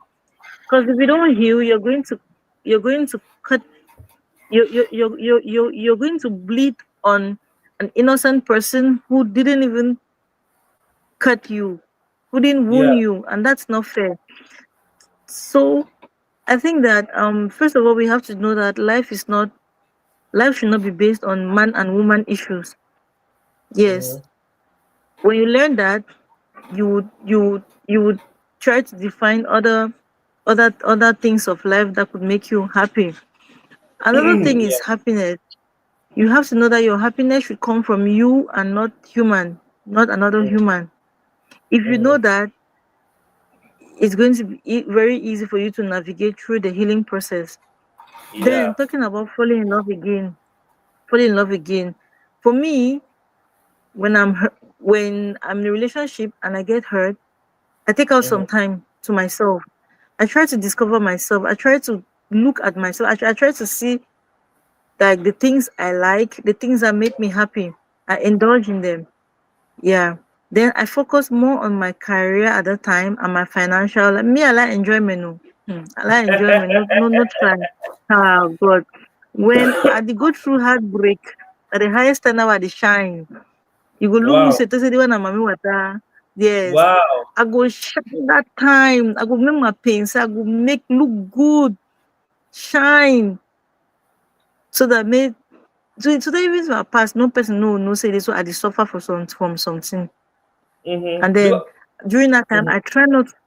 I try not to talk about the past. I try not to talk about that person who hurt me. And then I try to be firm on take firm decisions at that time. Because if you don't take firm decisions on yourself and about that very thing you're going through, that same person will still come back after thinking that you're still that vulnerable person he or she messed up Left. with. And Mm-hmm. if you don't take a firm decision, that's still just gonna come into your life. They'll just walk into your life anytime, anyhow, and still hurt you Come on, go like again. that.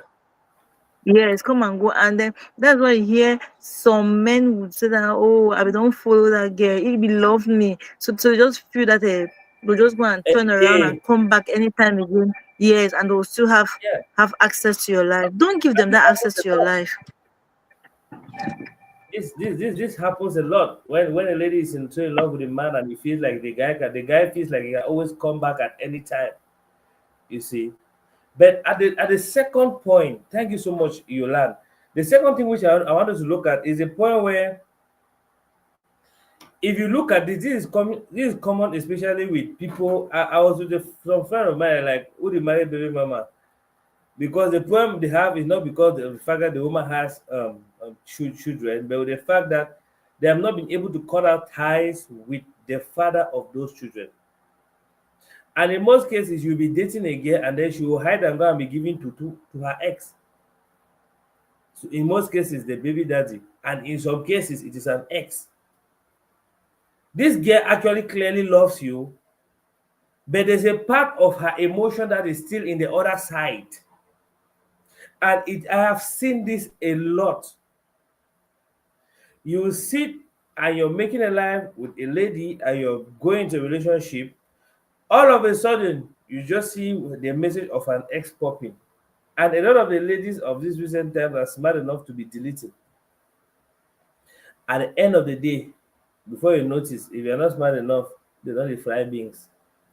They go fry beans one time, can fry with you 10 times. Then go. So that mixture, could this be as a result of heartbreak and somebody that is going through this kind of situation whereby reality has it that you cannot actually be with a person and you're struggling to move on to build an emotion with the other person, but they see a part of your emotions that they see attached to your ex. How can we move on or how can we handle a situation like this? Trying to move on. Oh, Coach B, you there? Trying to move on from a sentimental attachment with your ex. You're no longer together, you don't love him. And let me take a few comments. Mildred Akere says, beautiful comment. We have, oh, Sister Harriet, I hope you're doing okay. I'm glad to have you. It says, plenty hearts to you guys. Powerful points. Yeah, this is awesome. You see, So at this point, please guys, keep sharing, keep sharing. Let's have a good number. We are gradually today. We're not going to be long for we're not going to be left for long, but we have to. The goal is just to share some of these key points so that a lot of us can know. And if you have to go back to Coach B's point, you notice that there are actually some things which were mentioned beforehand, which could be practiced. But in this situation where you still have this attachment with this guy, but reality has it that you can't actually be married to this person. I've seen a lady, I've seen a lady that actually had two guys. This lady actually loved the two guys and she frankly could not bear losing either of them. Coach B, you there? Okay, it looks like she's gone. She could not literally bear losing either of them. And this lady managed and navigated. One actually had to back up. One other had to back up. I'm like, you need to focus on your life and see how to handle things to make it work. Because definitely, you know, our African system, you do two man begin in which level. You see, you cannot be with two men at the same time. You will bring up a wee house. You see, those are some of the key points about facing the realities and let it be, like Coach B said. And the other part which I want us to look at it is, if need be, if you're not strong enough to actually handle some of these realities, or you're not strong enough to accept it as it is, you can seek the assistance of a counselor. You can seek the assistance of a counselor. This part is what we will neglect a lot in Cameroon here. We neglect this a whole lot. We neglect this a whole lot. We can seek counseling from a counselor. Sometimes it's going to help you rapidly heal without over injuring yourself or over undergoing some kind of pain. There are different aspects. Manjoy, I say you, hi Manjoy, hope you're doing okay. Merci beaucoup, mon frère. It says, they are at the point, healing from a heartbreak, especially when it involves witnessing trauma or injustice, requires collective and compassionate approach. And there are possible ways we can go about this. We have emotional support. This acknowledge and validate the emotions, like what Coach B said, and a whole lot of them. Create a safe place, encourage empathy and understanding. You see, we have collective actions. There are a whole bunch of them that we make on the write up here. And now we have two things: the heartbreak, the pain, and the healing. The next thing is falling in love again.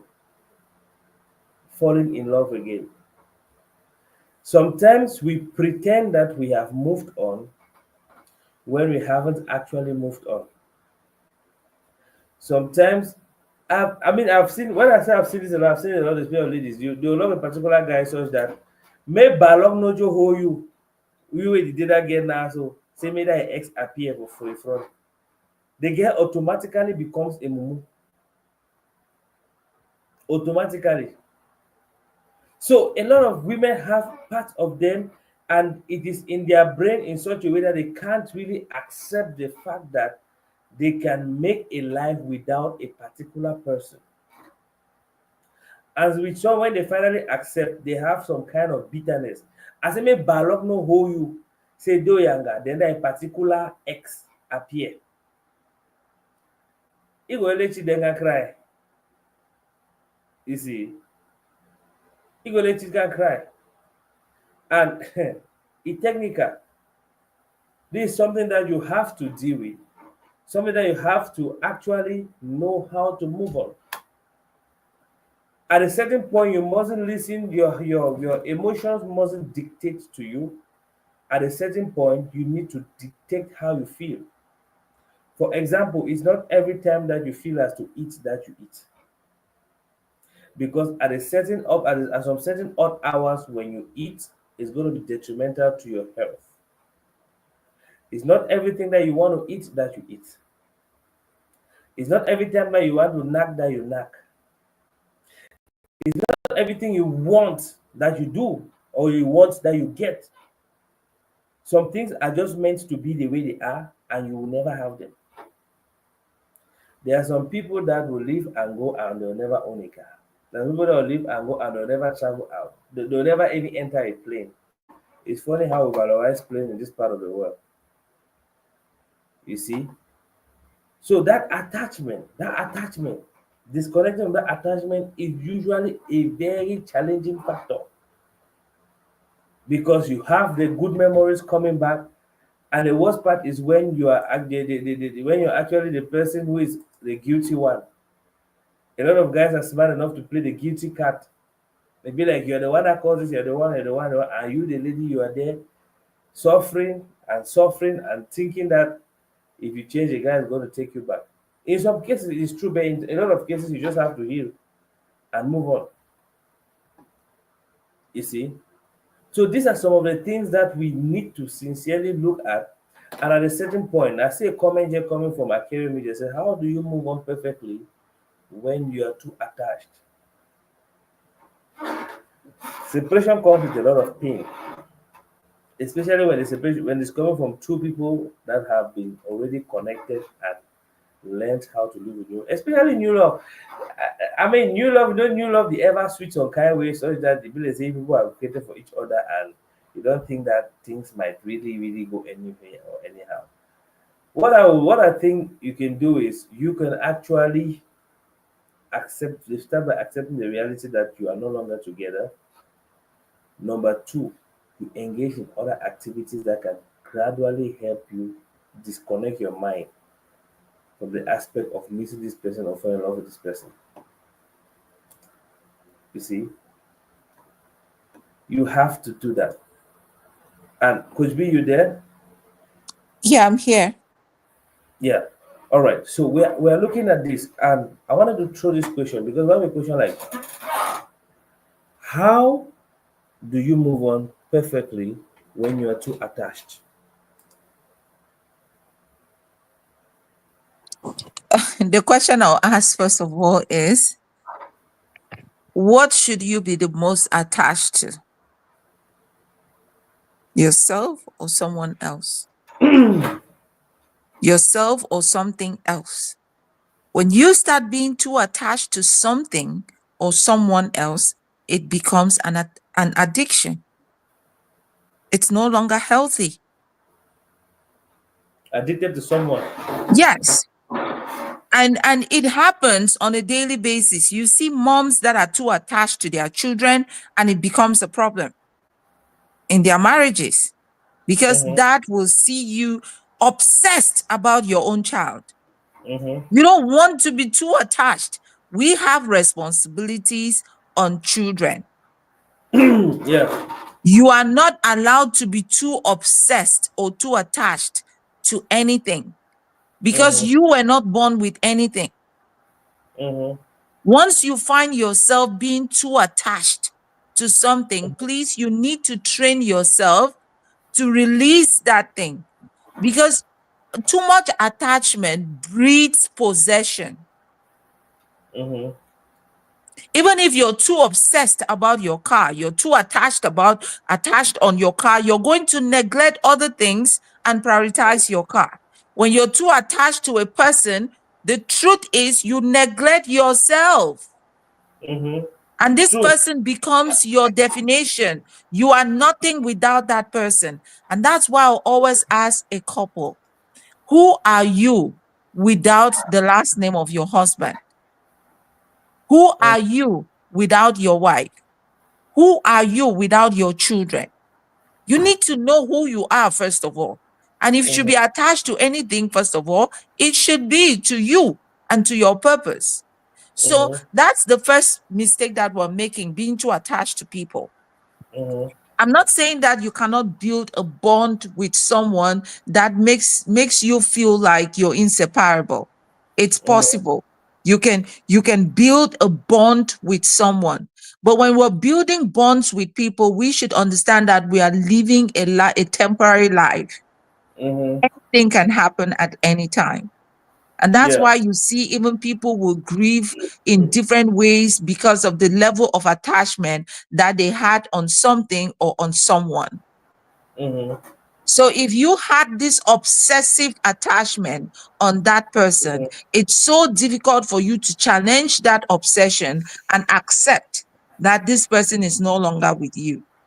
And in Mm-hmm. that case, you are not desiring that person for who they are, but you're desiring that person for what they represent to you.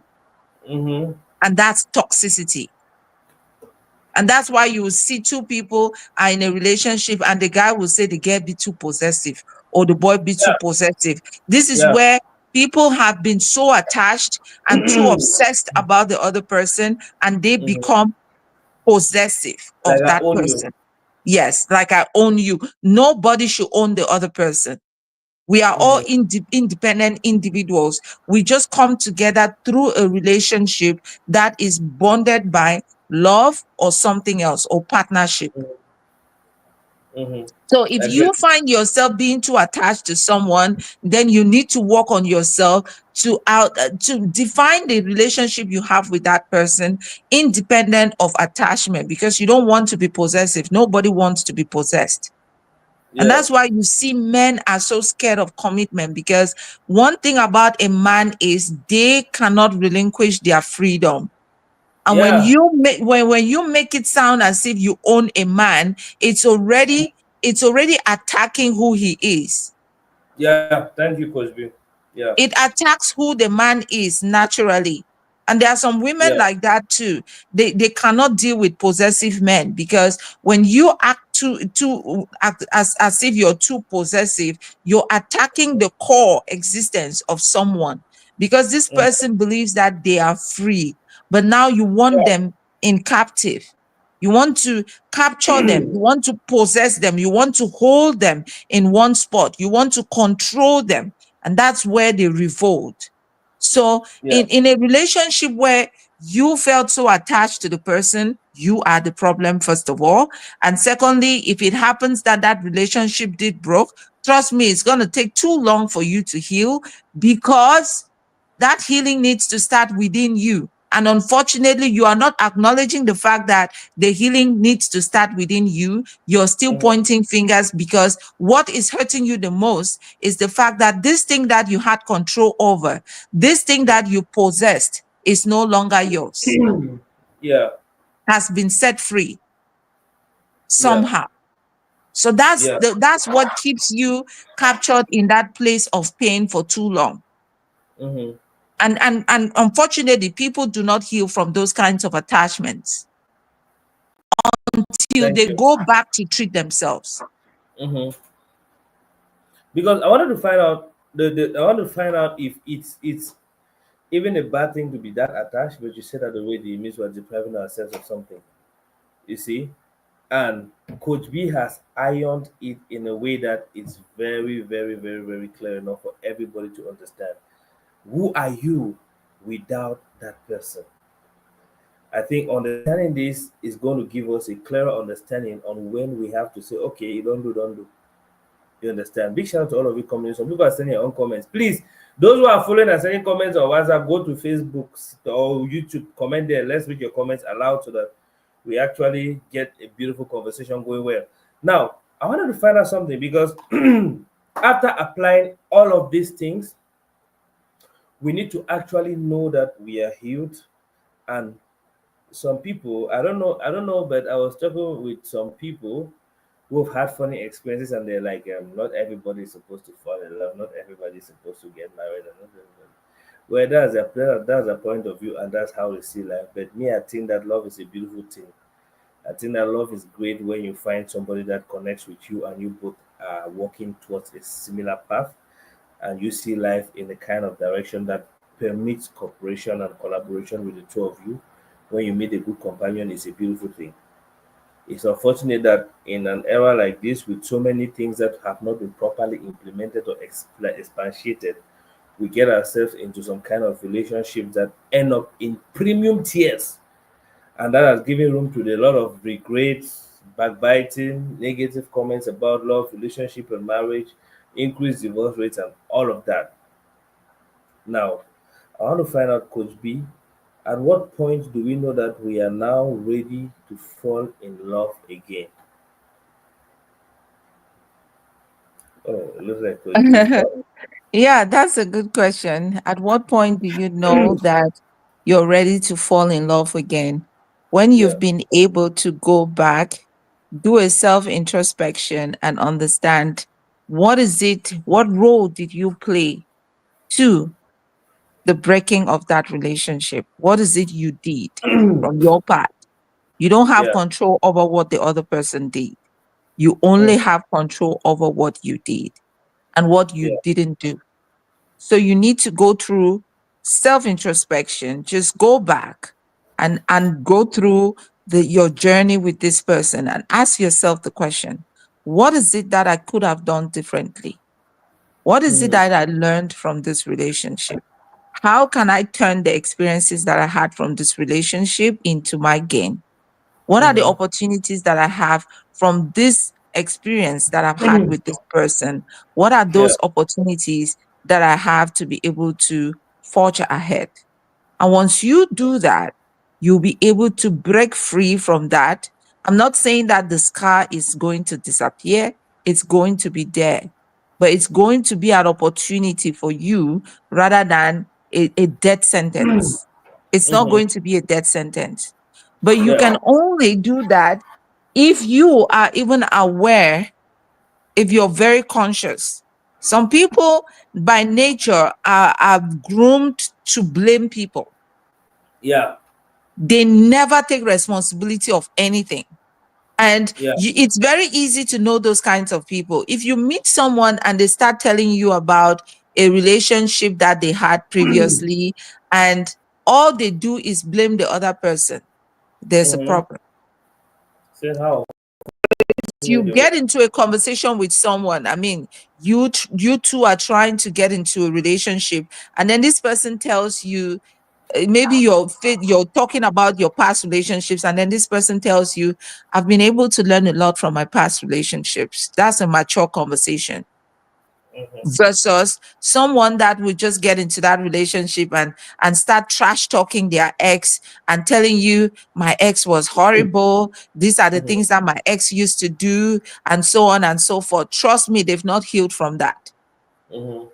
They've not healed, and they will still heal. And some And if some you some. were, sorry. Please write on. Let me not interrupt. Yeah. So when you get in those conversations, it's very easy for you to know that this person has not healed. Mhm. So to forge ahead, do a self-assessment. Make sure you understand the role you played in in that relationship and why it did not work.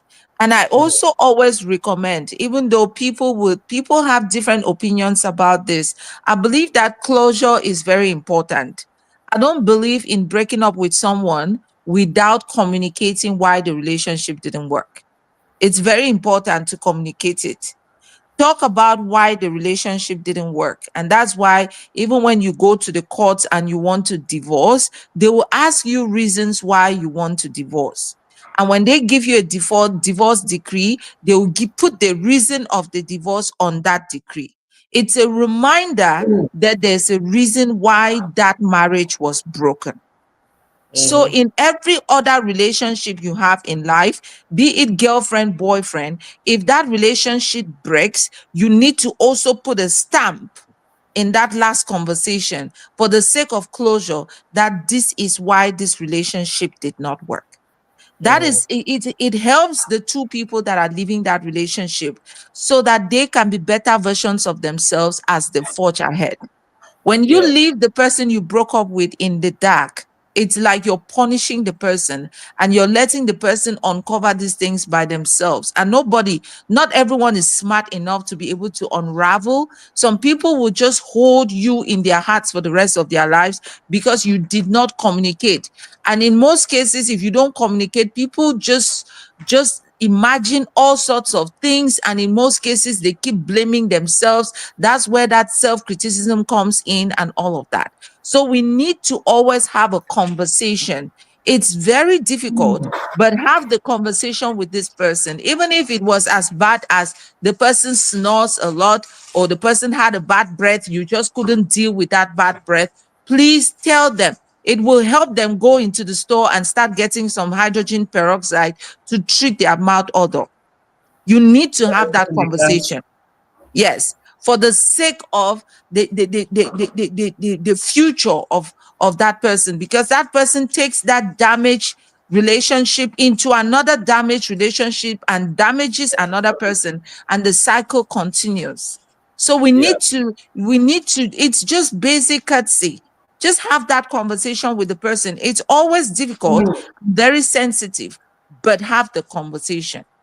I think it's easier than you avoiding that person for the rest of your life, because some people broke up and they never want to meet. You shouldn't break up and then you're enemies. You should break up and you still be amicable. I'm not saying you'll be Yeah. friends, but you're Just, amicable. You can meet somewhere and you still wave each other and you still shake hands and you're still happy for each other. It doesn't mean that when you break up, you become enemies, deadly enemies or generational enemies. That yeah. even when your child will grow up and then probably meet this man's child somewhere, somehow, they will say that this thing cannot happen because of the heartbreak you had 50 years ago.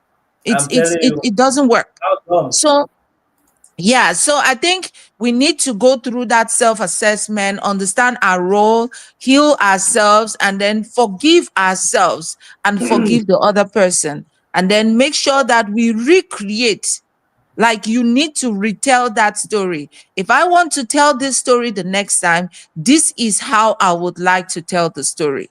So Mm-hmm. that the next man you're bringing in your life or the next woman you're bringing in your life is not going to tell the previous version, but will tell the modified version that you have already retold yourself. So that's you recreating, that's you reversing your pain to gain. So I Mm-hmm. think that would be my strategy from my standpoint. And again, Wow. you know, there's no rule of thumb for these things. One model doesn't work for every scenario. And people do break up for different reasons and all of that. People Yeah. have different ways that they process these things.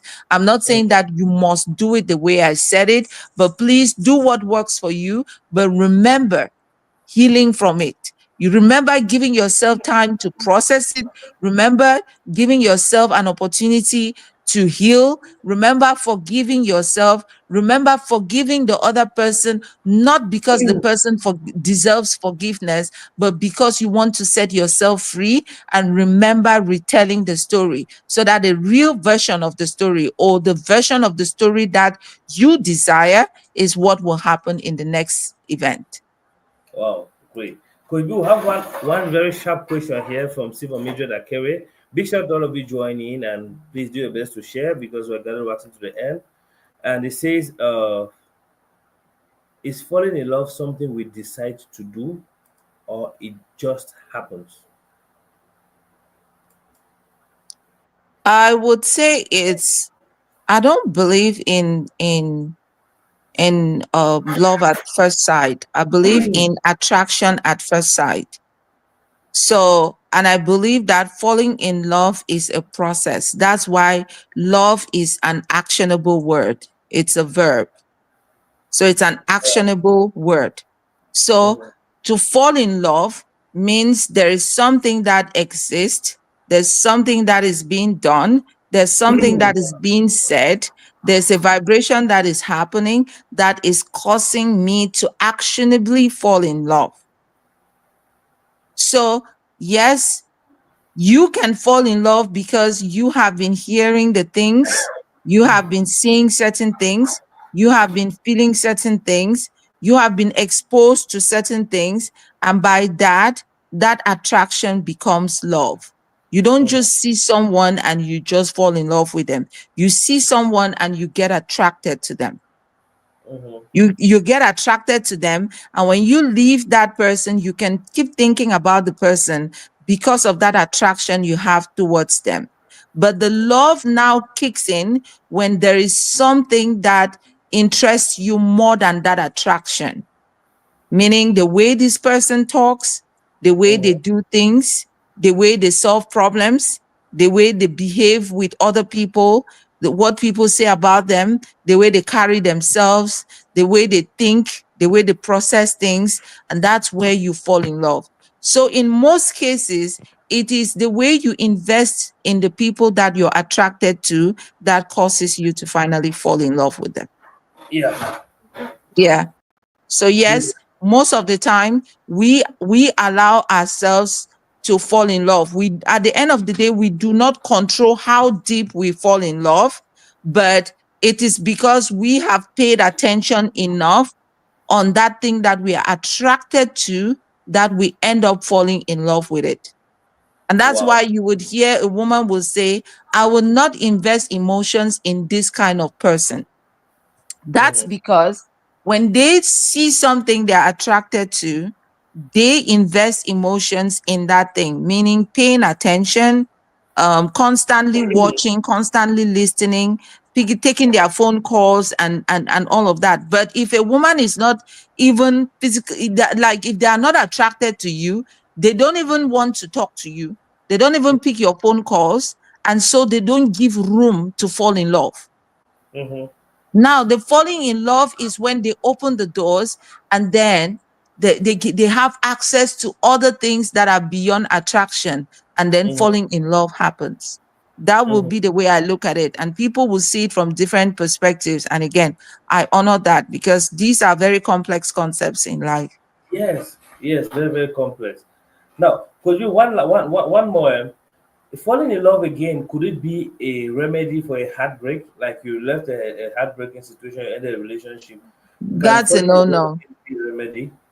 Okay. That's a no-no. Again, let me make sure I understand your question. Are you saying Yeah. that because someone dropped out of a heartbreak, they just jump into another relationship? Yes, because they want to have healing, they want to get healing, or they No, want to get. you cannot heal like that. You Okay. cannot heal like that. That's a rebound. That's not you healing.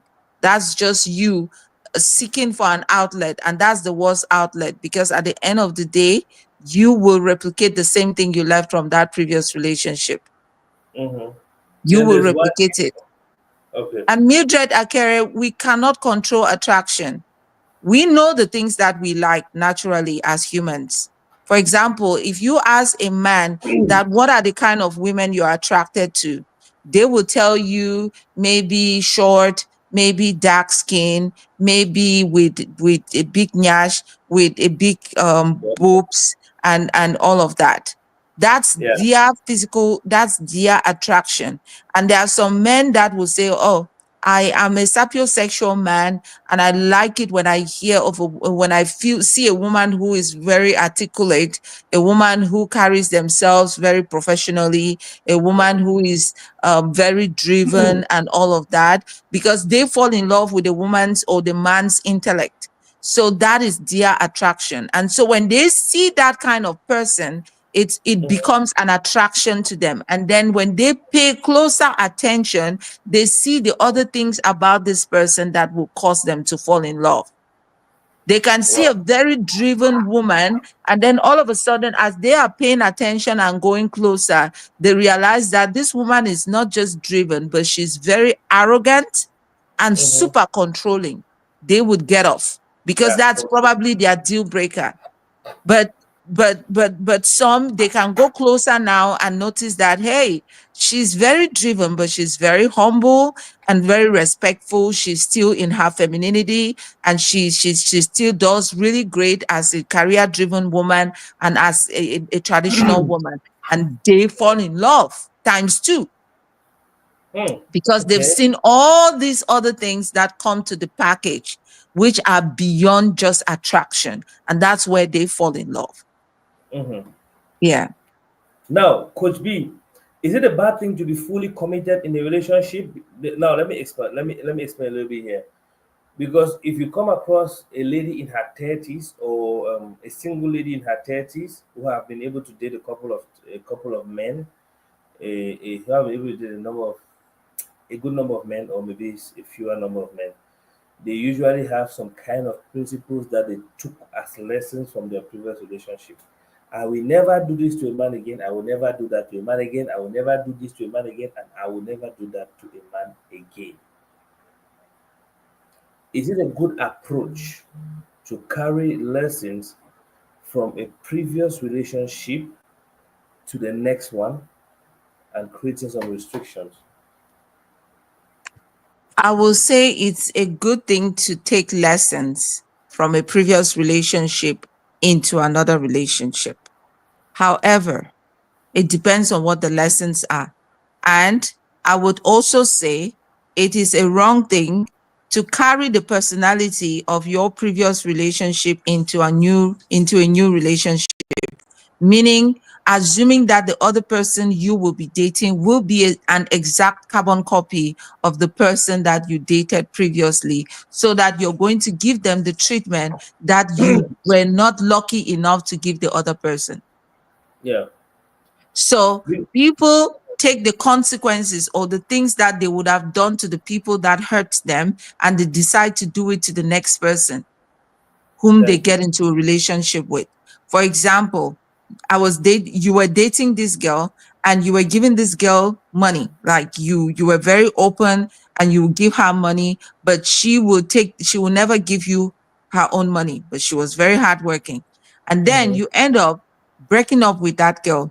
Now you get into another relationship. You assume that is because you were spoiling her with money. Now you Mhm. get into another relationship.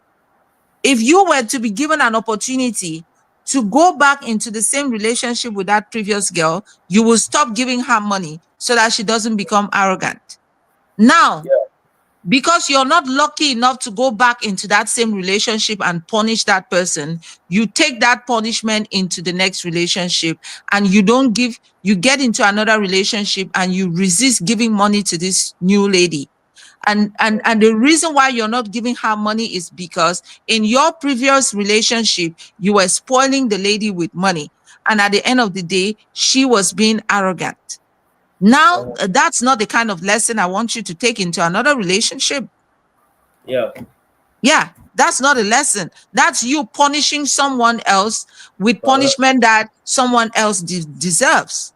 But Mhm. if you were in a previous relationship and this girl just kept reminding you that you always come back late, you spend a lot of time with your friends, I would rather you come back and spend time with us or with me at home. Mhm.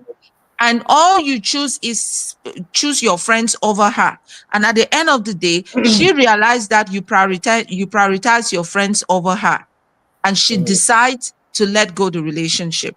When you move into the next relationship, you want to be better at balancing the relationship with your friends and your girlfriend. And that's a better lesson that you take into your next relationship. Wow. In this case, the lesson you learned from the previous relationship, you're correcting it in your new relationship for the benefit of the relationship. You're not taking the punishment that you would have given your ex to come and give it to somebody's innocent son or somebody's innocent daughter. I'm telling you, Yeah, it doesn't work that way. and in most of the cases, you see people actually hurting from doing the things which they are supposed to do because somebody wasn't grateful enough to reciprocate or appreciate what they did in the previous relationship. In this way, you actually give a wrong image about who you are. You can be an understanding girlfriend or understanding wife or understanding woman, a supportive wife or woman to a man, but because the previous person took the support for granted, you decide to go and punish somebody else, in other words. So I think the points had clear enough, and at this point, I believe we have had a very clear picture of how healing from a heartbreak looks like. And definitely, when you heal, it's beautiful, falling in love. Coach B, do you think that some people are not meant to fall in love? Because I've had this a lot, especially from ladies that have been through a heartbreak, and the next thing which they're saying is, not everybody is supposed to fall in love. Not everybody is bound to be married. Not everybody is supposed to have, and that not everybody's thing. Do you believe this is reality, or everybody is bound to fall in love? What do you think? I would believe it if it's coming from someone who is healed. If it's coming from someone who is still healing, or who is still bitter, or who is still depressed or traumatized because of the things that have happened in their past, then it's not true. But if it's coming from someone who has gone through that self-assessment and have realized that at this point in my life, I believe that I don't want to be in any relationship. I feel like I do better being by myself. I do better as a single person. and I feel like being in a relationship is not priority for me right now, then I'll believe them, because there are people like that who choose to be single. They're eunuchs. There are people that just love to be single. And being single doesn't mean you're not loved. The most important love we need on planet Earth is self-love. It's our ability to love ourselves first. Because Mm-hmm. the more love we give ourselves, the more love we have to give to others.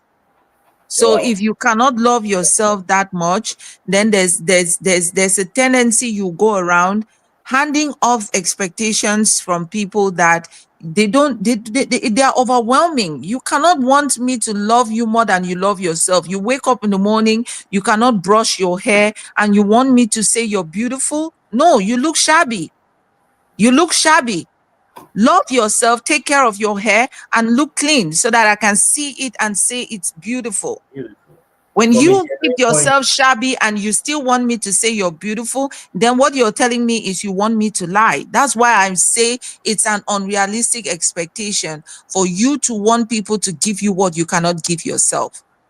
Love yourself first. That's the most important love we need on planet Earth. And we all need the other love, which is love of your neighbor, love of Mm-hmm. a partner, love from a child, love from other loved ones. But we need to start by giving that to ourselves. Mm-hmm. You understand? So I would say that it's okay for people to choose to be single, but when they are saying it from a place of hurt, then it's not realistic. It's just a defense mechanism. That's what they believe, and that's what makes them feel better. And that's why they are saying it. And unfortunately, when they say it, they are speaking it into existence. And they might Thank remain you. single for a very long time. But if Thank you. you understand that, hey, I've tried a couple of times and it just keeps not working well. And what is it that I'm not doing right? Why Yeah. do I attract these kinds of people? And maybe detach yourself. Just go to another location. Just change your path. Just change your ways. I always say in every situation, you need to always re-strategize. If you are Yes. trying something and it's not working, try it another way. Even if you believe in doing it that same way, just flip the coin and do it a different way and see the kind of reaction that you will get. Mm-hmm. So Flip it's point. it's just about that. So people should not make those decisions because they are still in a place of hurt.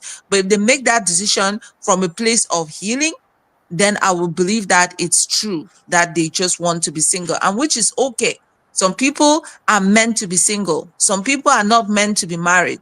Some people are not meant to be in to live in the same house with someone else.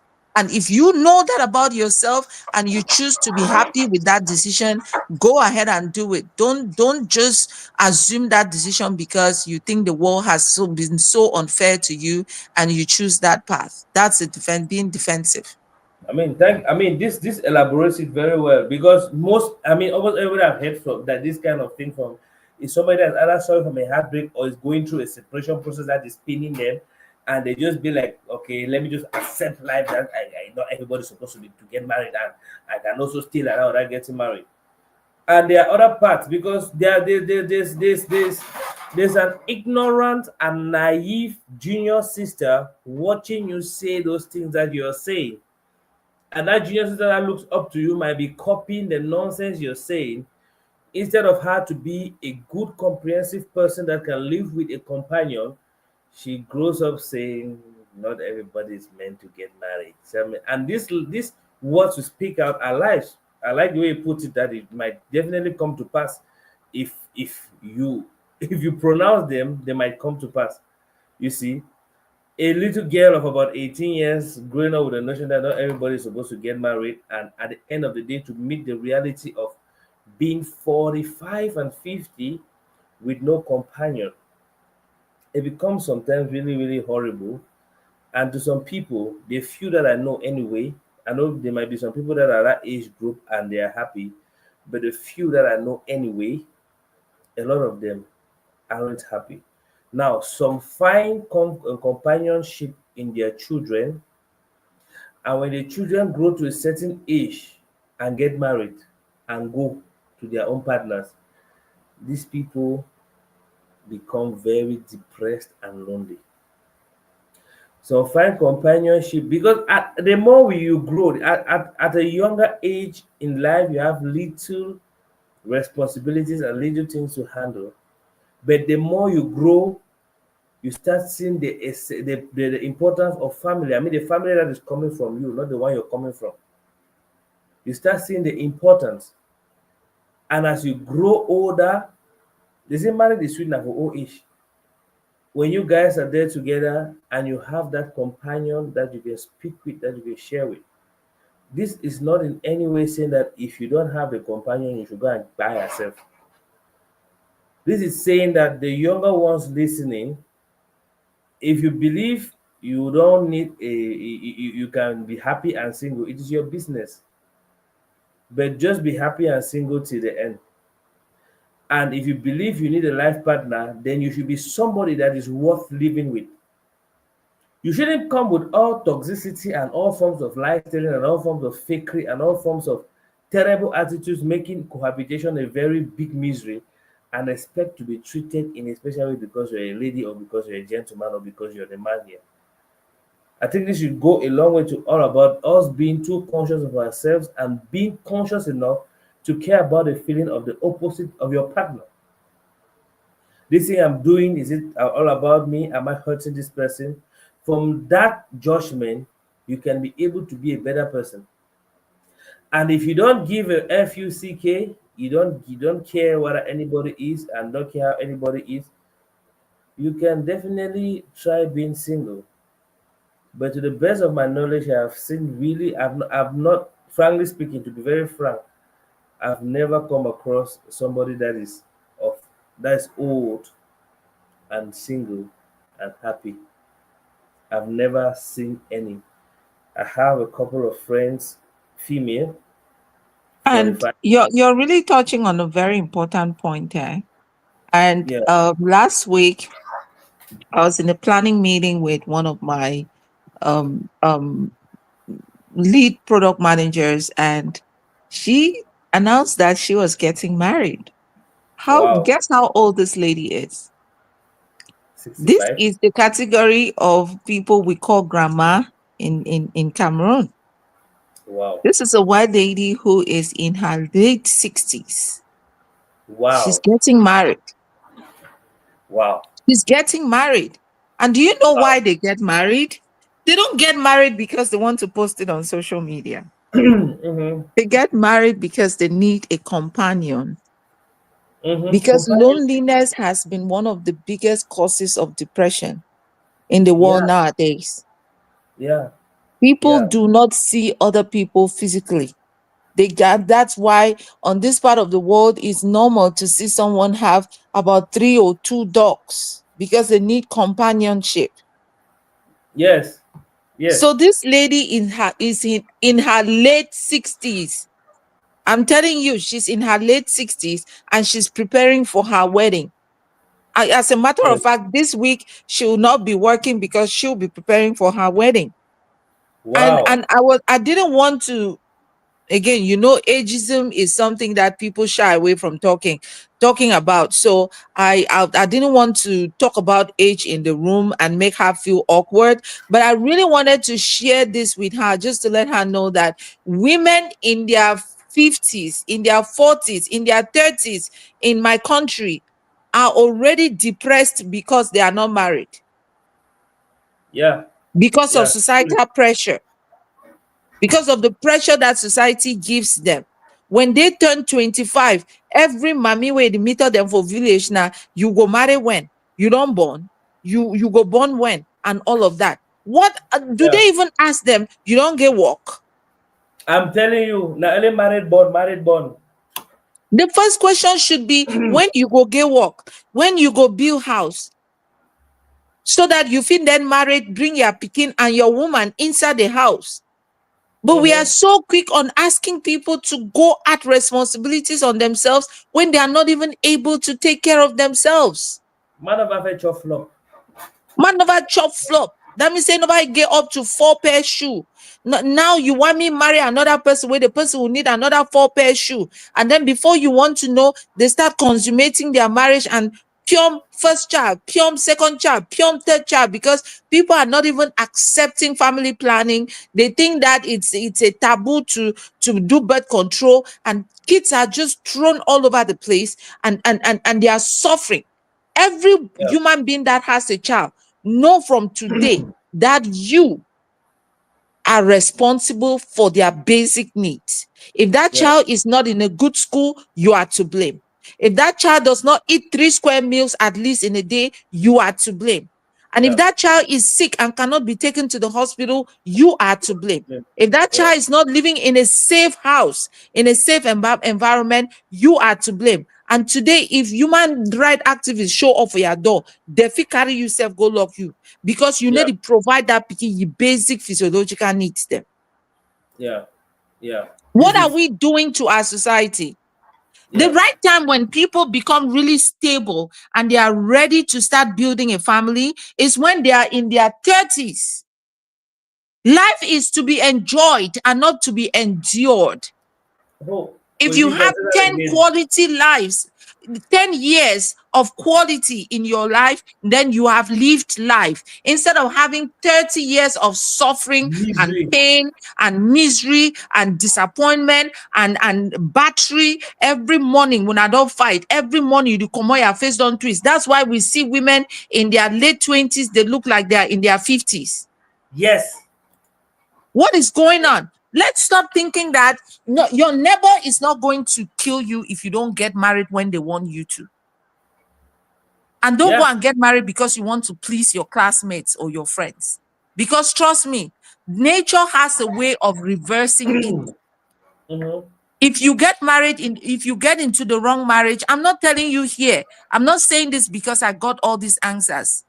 I grew up in a very reserved family, and my parents did not give me all the sexual education that I would have needed and all of that.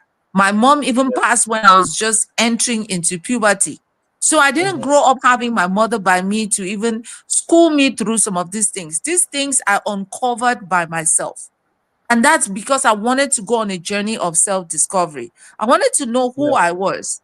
What was my purpose? Because things were not right in my life. And we come. That's why I would recommend people, for those who are readers here. I wish we had the audio version of my book out there so that they could just listen.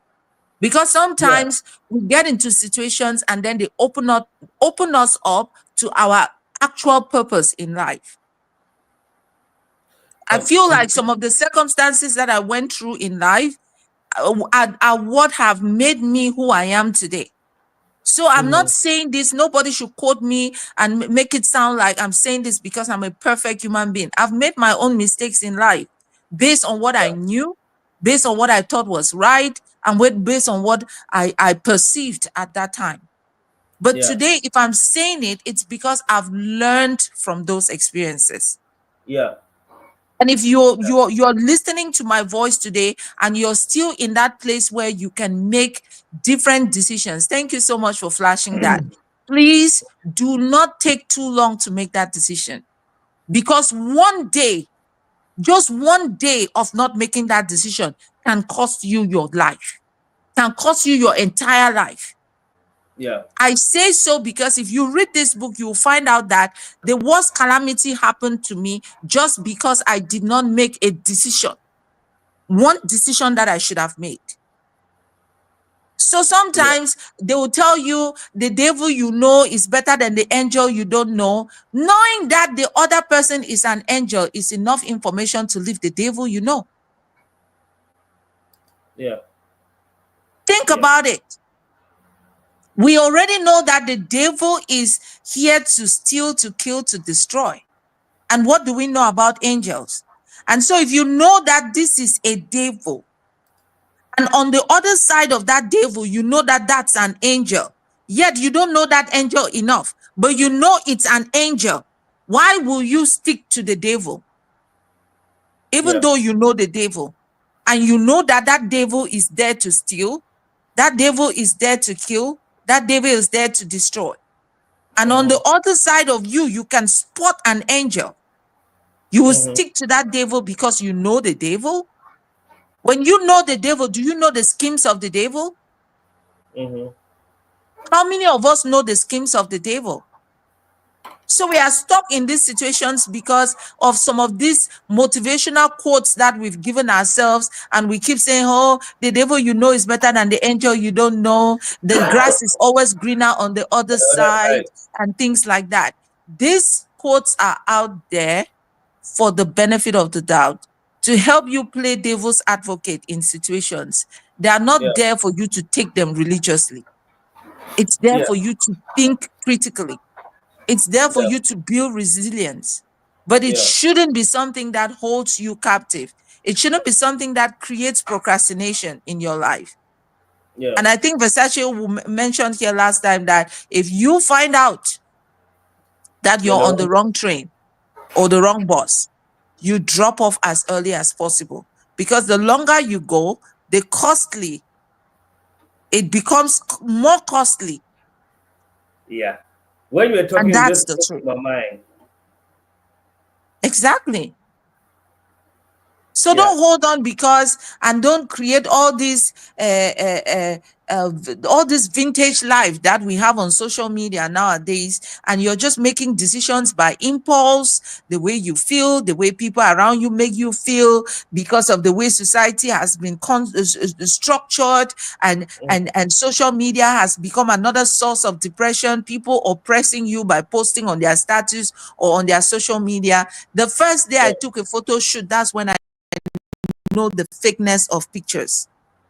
That's when I came to find out that pictures are, are the opposite of reality. Because when at the end of the day, when I looked at the picture, I admired what I saw versus the way I felt at the time I was taking the picture. They are two different things. Yeah. And the person taking the picture was actually telling me to stand this way, make this posture, smile, don't smile, serious face, look this way, look that way, put this leg in the front, tilt your head. And all you see is that posture on the other end. You don't see what happens in the background. Guys, let's remember there's a lot that happens in that studio. These people are probably quarreling, and they quarreled into that studio, yet They have to make it look like they that. had to make it happen. Two Face and And he did whoever that. was taking the photo shoot was the one telling them to smile. It's not because they felt happy enough to smile. So let's create our own true reality. Create your own reality. Choose your path and stop being a follower. We are living Mhm. in a time where if we are not careful, we're distracted and we follow the wrong path. We follow Yeah. the wrong crowd. And the wrong crowd is always out, it always outnumbers the right crowd. So Mm-hmm. if you're looking for the bigger crowd, then you're on the wrong side. Yeah. Yeah. This is really insightful, Coach B. When we're talking, I took note of some few things, which is especially going towards the ladies. This is a reality, feminine reality vis-a-vis health, like the menopause and all of that. You see, they have a lot to play in the psychology of a lot of girls. I've come across a couple of young, they are quite young, 25, and they are like, they want to get married, they want to get. I met one actually in Douala, and she was already very depressed because she never had a steady relationship, and she wanted to just have somebody that they could actually make a life. Now, this story, this lady was there, they had, she never had a relationship like that. But she had guys, her exes like that, were still around and trying to linger. She knew, she just came to understand these people, they weren't just frying her beans constantly, that they kept on frying beans. And when she had to move on, she struggled to move on to get with someone else and wasn't fortunate enough.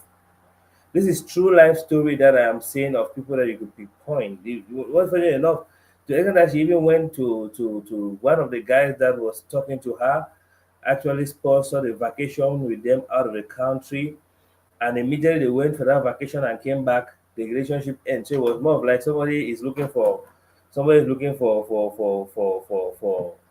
a particular companion. I want to go to Senegal, for example, and I'm financially capable. I just need a companion. I just be like, "Ah, well," and convince you love, and the time will go there. I fry, I have a steady beans there and companion there when we finish, it's done.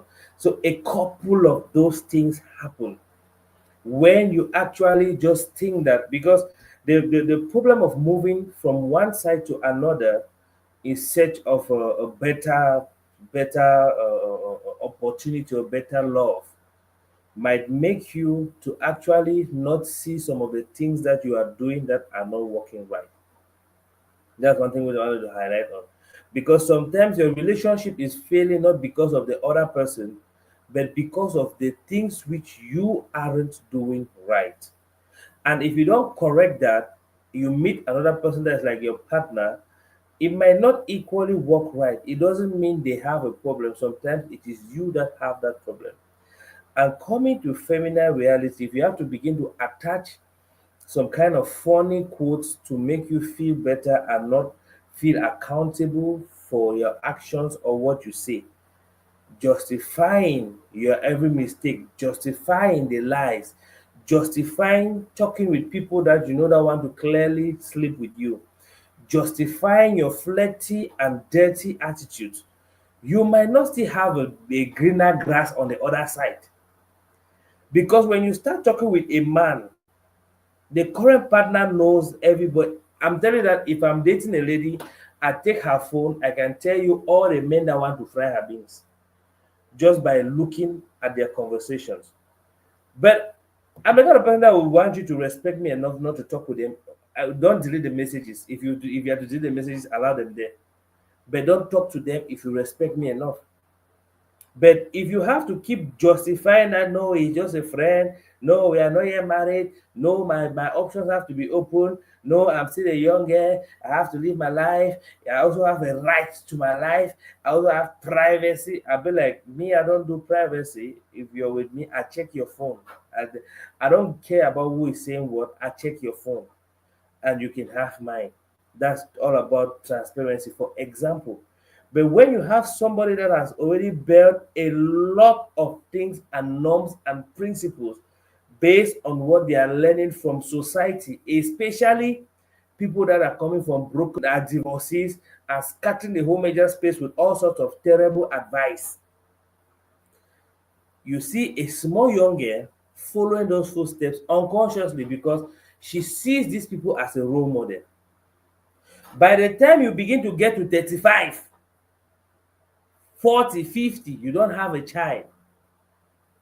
You start facing natural pressure. Like nobody even tells you, nobody, even if nobody pressures you, a lot of them are seen, they don't really pressure them. They just feel like, no, bro, I need to do this. Bro, I need to do this.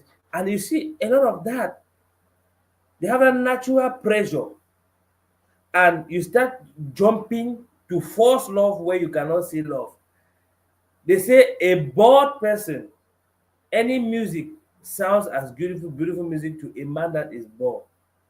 Somebody that is hungry can eat any nonsense and enjoy it as good food. So women should develop a strategy of not catching up with life. This applies to men. And I'll handle my gender. I'm coming. I'm saying what about men? I'll handle my gender very well. This applies to men too. The system of being a good person, such that you should not justify the nonsense you did that made the man to go. You start saying, he, after all what I did for him, after all what I did for him, behind 10 after all what I did for him, there is 8 nonsense that you did most of the time. But the ladies don't talk about this. And this is some of the things that hinder your love from growing. Men are calculators, we calculate a lot. I mean, unconsciously, you just start calculating. When you see a girl interested, you start doing your mathematics. You see a lady, you just start doing your mathematics a lot. And if you waste your time repeating the same old mistakes and justifying them, that's all woman day. You have to leave your options open. You have to. When you meet somebody that wants to make a life with you and you're leaving your options open, that person's the impression you're giving to about yourself to that person is that you're a loose girl. Some weak men will hurry to get married to you because they want to prove that no, I get to fight for keeping her. But let it be your good fashion, your good morals, your nice characteristics that make the man to want to keep you, not because He's seen a rival somewhere. You'll be a very stupid man to keep you because of a rival. So you should make sure you do your possible best to be a good person. If you want to be a wife person, be the wife. Have the good characteristics and let your characteristics speak for you. Rather than winning arguments and developing silly concepts that don't really make sense, though it can make sense to people, but to me, some of those concepts are quite silly. You see, and then you start trying to catch up at old age. This lady Coach B talked about is a very fortunate woman to have found love. I know one. I know of one. And when Coach B was saying, I remember that one. She equally found love at a very, I mean, how much should be in her 60s too. And I watched them in Cameroon, Yaoundé. That's how they were watching and doing their wedding. And me, as a young me, and the check and say, this kind of love was 60. It is good, it's a beautiful thing. It is a very beautiful thing. But me, that's not that I don't think that's what I want for myself. You see?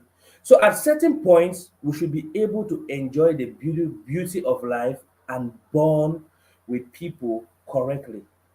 Let's not be barriers and cage ourselves in the barriers and come and start trying to catch up. Very few people are fortunate to see love at 60. Very few. But it is not impossible. You can still find love at 60, 50, whatever age you are. If you can breathe, you can still find love. But don't justify your flaws. Don't justify the wrong things you do. Don't justify the silly things you do because you don't want to be responsible for your actions in the name of not everybody is supposed to get married. Go and look there with dildos and all kinds of vibrators in their cupboards. A whole lot is their business anyway. But the big question is that the life you want for yourself? So when we are preaching that not everybody is supposed to get married, we should also preach that there are some realities that come to you when you don't get married. When you see all your friends are celebrating their husbands, oh, my beautiful man or my beautiful wife and my beautiful this person, and you're sitting there on this kind of terrible cold and rain that always falls on Valentine's Day, you have only a pillow and your dildo. When you have used the thing for about 5-10 minutes, you start feeling stupid because there's no chairs to lie on. There's no person you can talk with. You don't talk with the dildo. Those are robots. So there are a lot of realities that come with it. Or you would choose to actually change your psychology to start thinking that you're a man. And a lot of women, the reason I need to bring out this point, because women have this biological aspect that is very, very challenging to menopause. Menopause. It's very challenging to a lot of women. To a lot. Being scared of reaching that age without having a child or without getting married. That fear, those things, you see. So what will make you actually be a lovable person is the content of who you are. Your physical person will attract, but the content will actually determine the durability if you bond with the correct people. Sometimes if you're bonding with the wrong people, it means you are actually sometimes you can be the problem. Because I usually go by what we say, we attract who we are, not what we want. And if you must receive love, you should be able to give love. These are certain principles in life that if you understand them very well, you are going to have a total transformation and witness a lot of changes in your life. You see, it's a beautiful thing to find love, and whenever I find love, don't give up. If you don't find it today, you can find it tomorrow. But when going to the other side that you think is greener, bear this in mind. It shouldn't be that you are the one at fault and have done something which you can rectify. If you have done what you can do and you see that it's toxic, I think my opinion, you can go. But don't be at fault and you're trying to say you want to move. You carry those same baggages. You can do a mind transformation and change the way you think and then move on. That is fine. So just you don't carry the same mistakes you did. Maybe you were caught cheating and you think it's okay, and then you go to the next one. You will cheat there, and sometimes you might not even be fortunate enough to live alive.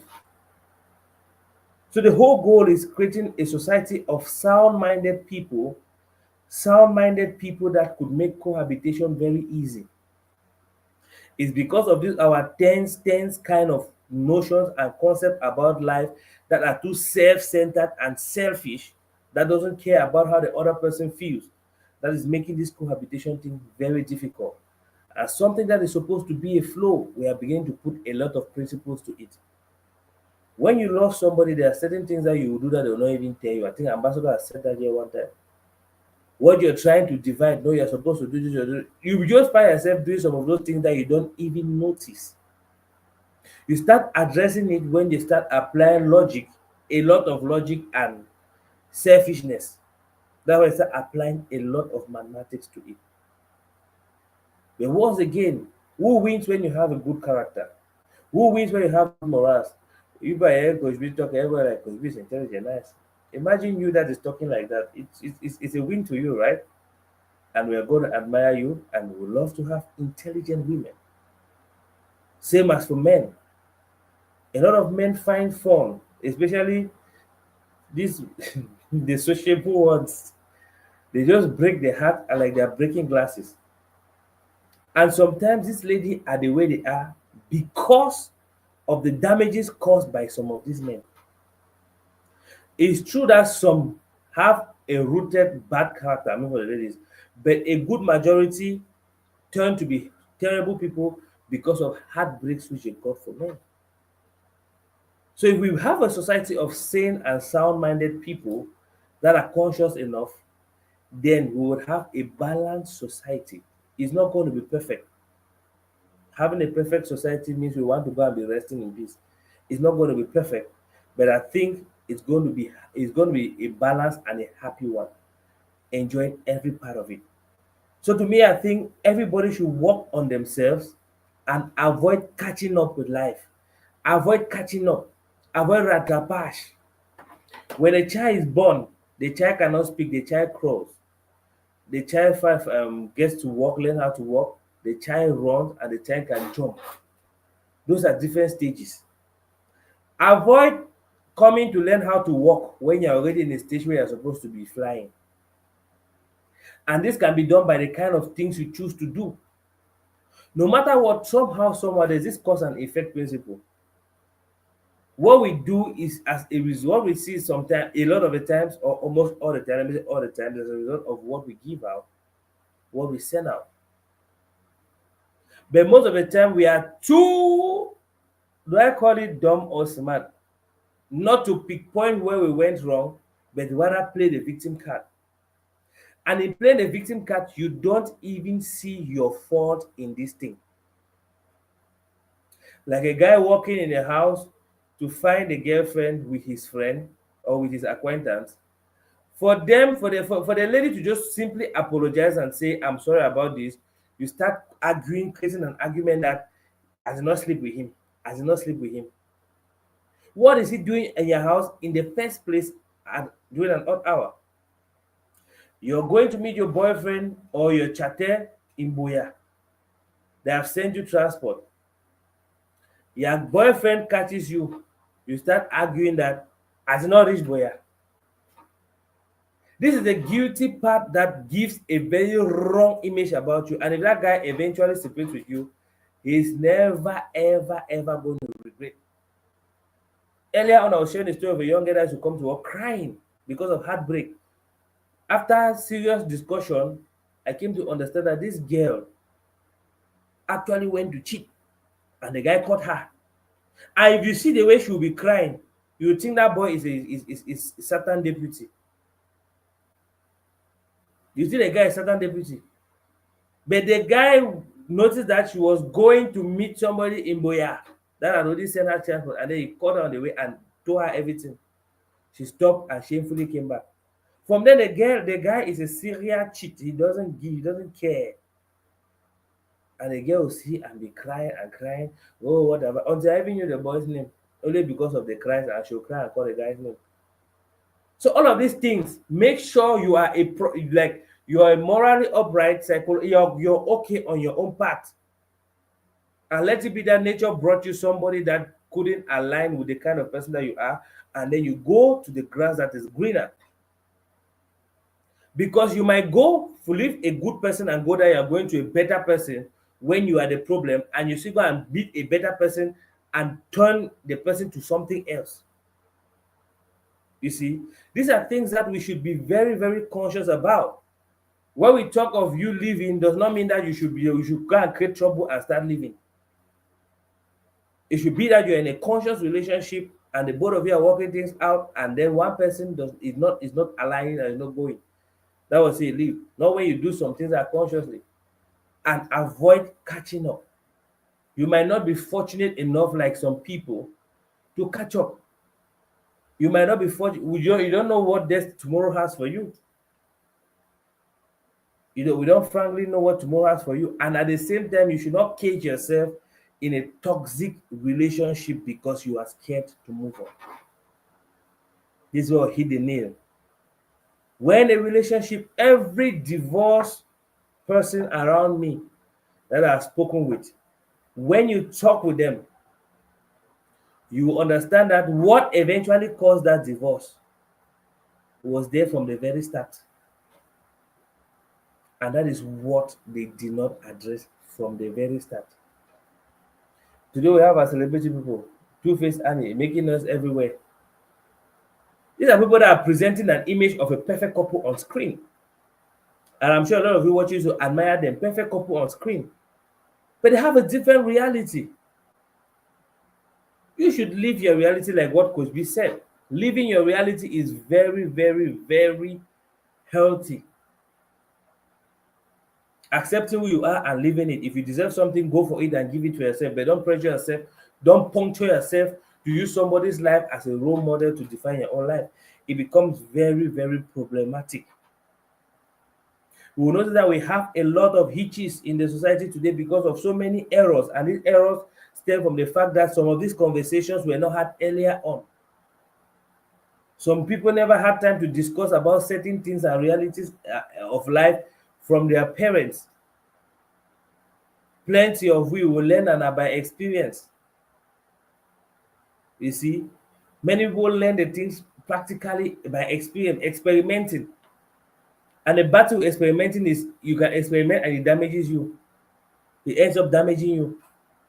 And the concept we have about relationship and life itself and love as a whole is as a result of Nigerian film, number one.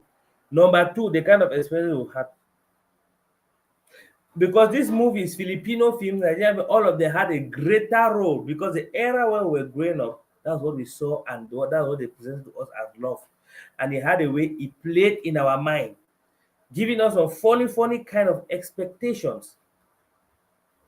Such that when you yourself, you are not even somebody that gives love, but you are sitting with your fat head and be expecting somebody to be killing themselves for you.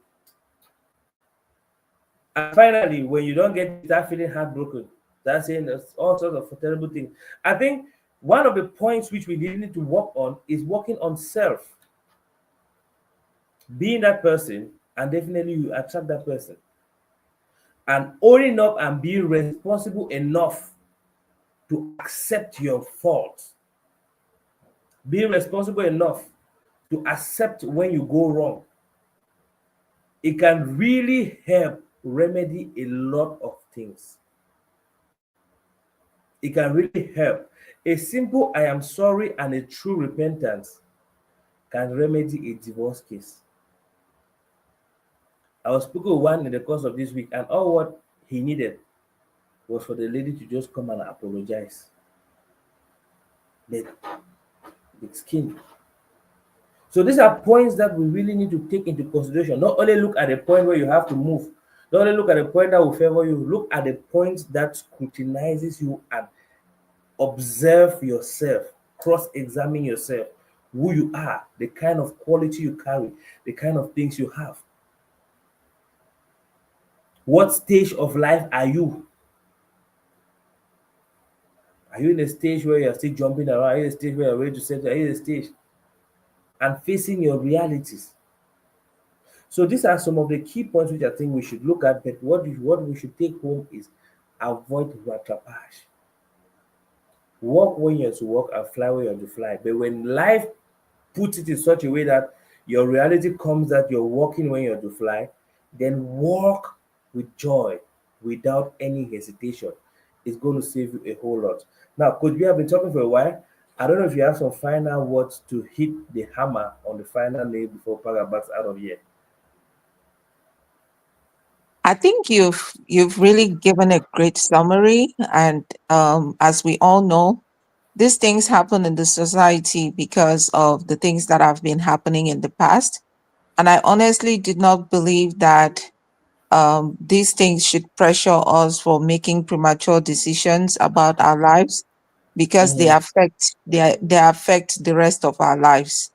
I Yes. mean, I always compare systems, and I know that those systems are put into place for reasons. When I compare these things, people should just take what I'm comparing versus thinking that I'm comparing it because I'm in the West.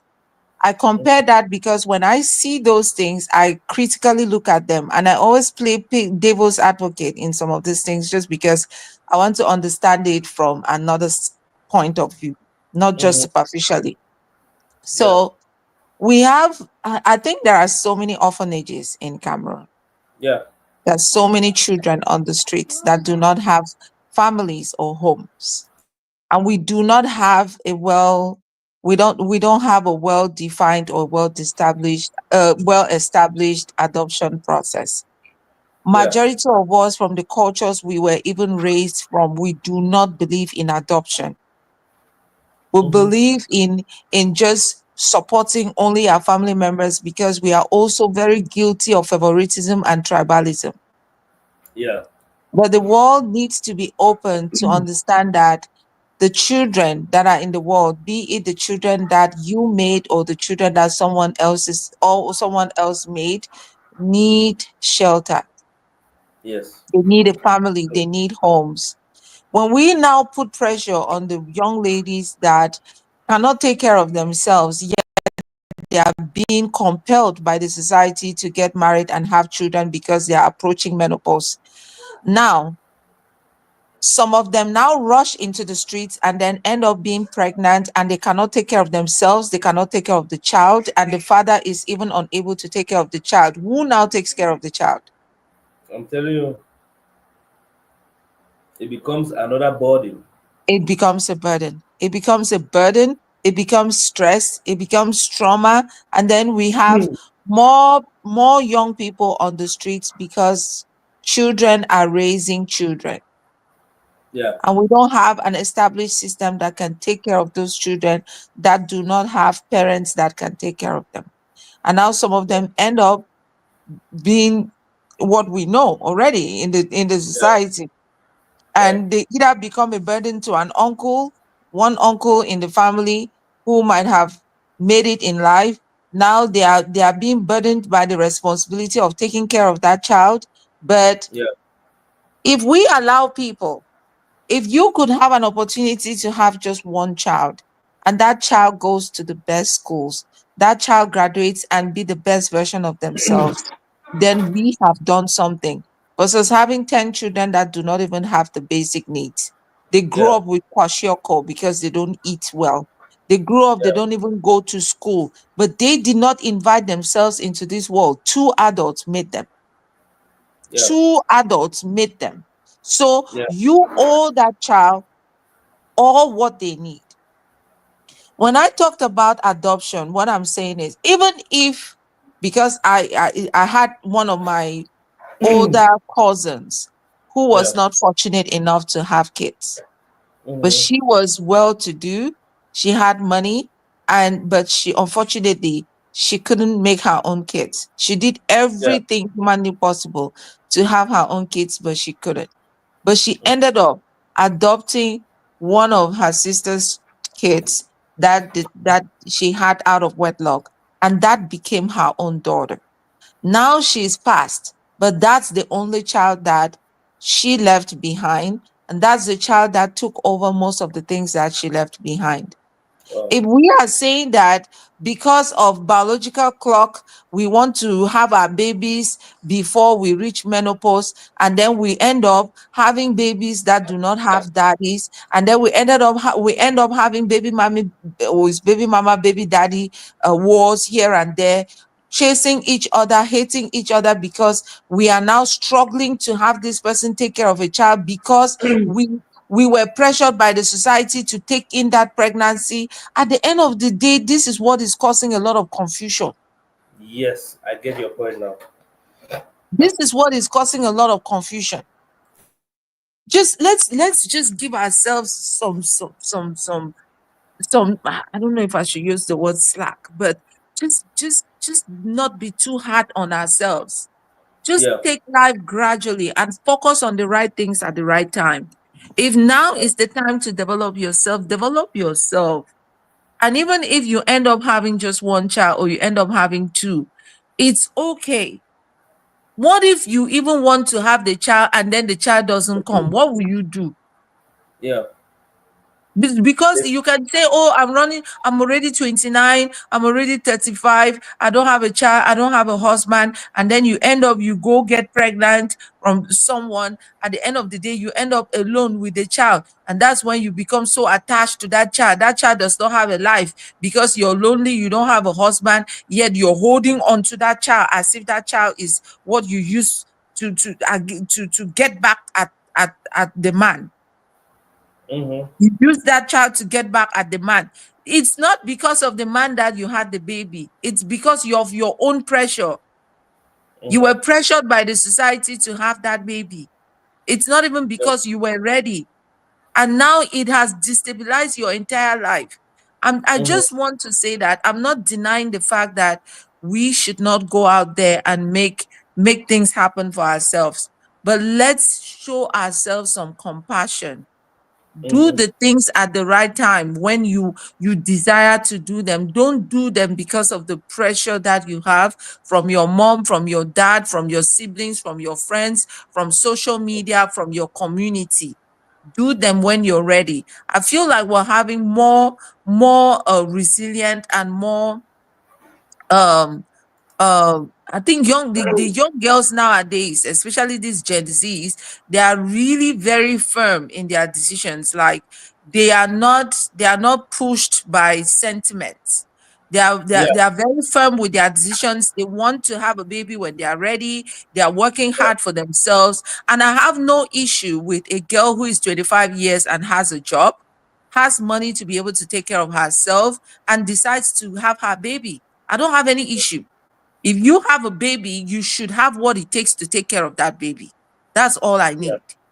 yeah, Just have what it takes to take care of that child.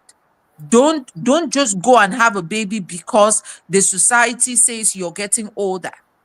mm-hmm. That's a wrong motive. That's a very wrong motive.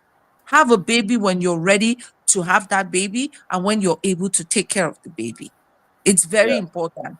Let's not, because the trauma of having a child and you're not able to provide what that child needs, you're raising an already traumatized child. yeah, And they grow up with that trauma. The trauma is not treated. They take that trauma into their future. It yeah, becomes a line of trauma, like it becomes a generational mental illness because mm-hmm. it has moved from one generation to the next. When you are breastfeeding a child from a place of pain, the child feels that vibration. The child feels that energy. So we shouldn't just be pressured by age, by society, by what people say. We should also have our own mind, like have your own willpower to Yeah, decide when you should take a step so yeah, that you do it with a sound mind. You do it with a sound mind. So I feel yeah, like we really touched on most of the areas where people really struggle with. We probably have not touched on everything, but I believe yeah, that from what we've talked of today, I believe that we've learned from these conversations and we are going to take some of them into our personal lives. As we make decisions, we should understand that we are making those decisions based on what we know, and sometimes those decisions will end up being the best decision of your life, and some will end up being the worst decision of your life.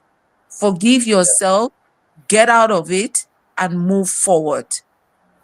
yeah, Failing is just an opportunity, it's an experience yeah, that should propel you. It shouldn't be a death sentence.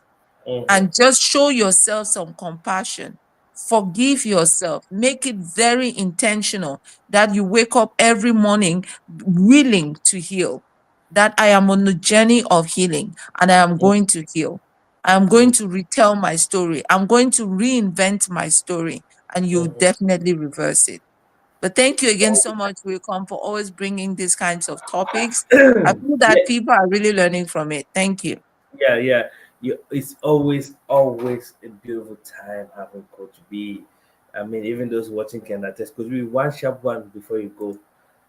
Can you tell us a little bit about Silent Echoes, please? Ah, wow, my So, Silent Echo is my first baby. This is my first book ever. And when I was growing up, I never imagined that I could be a writer.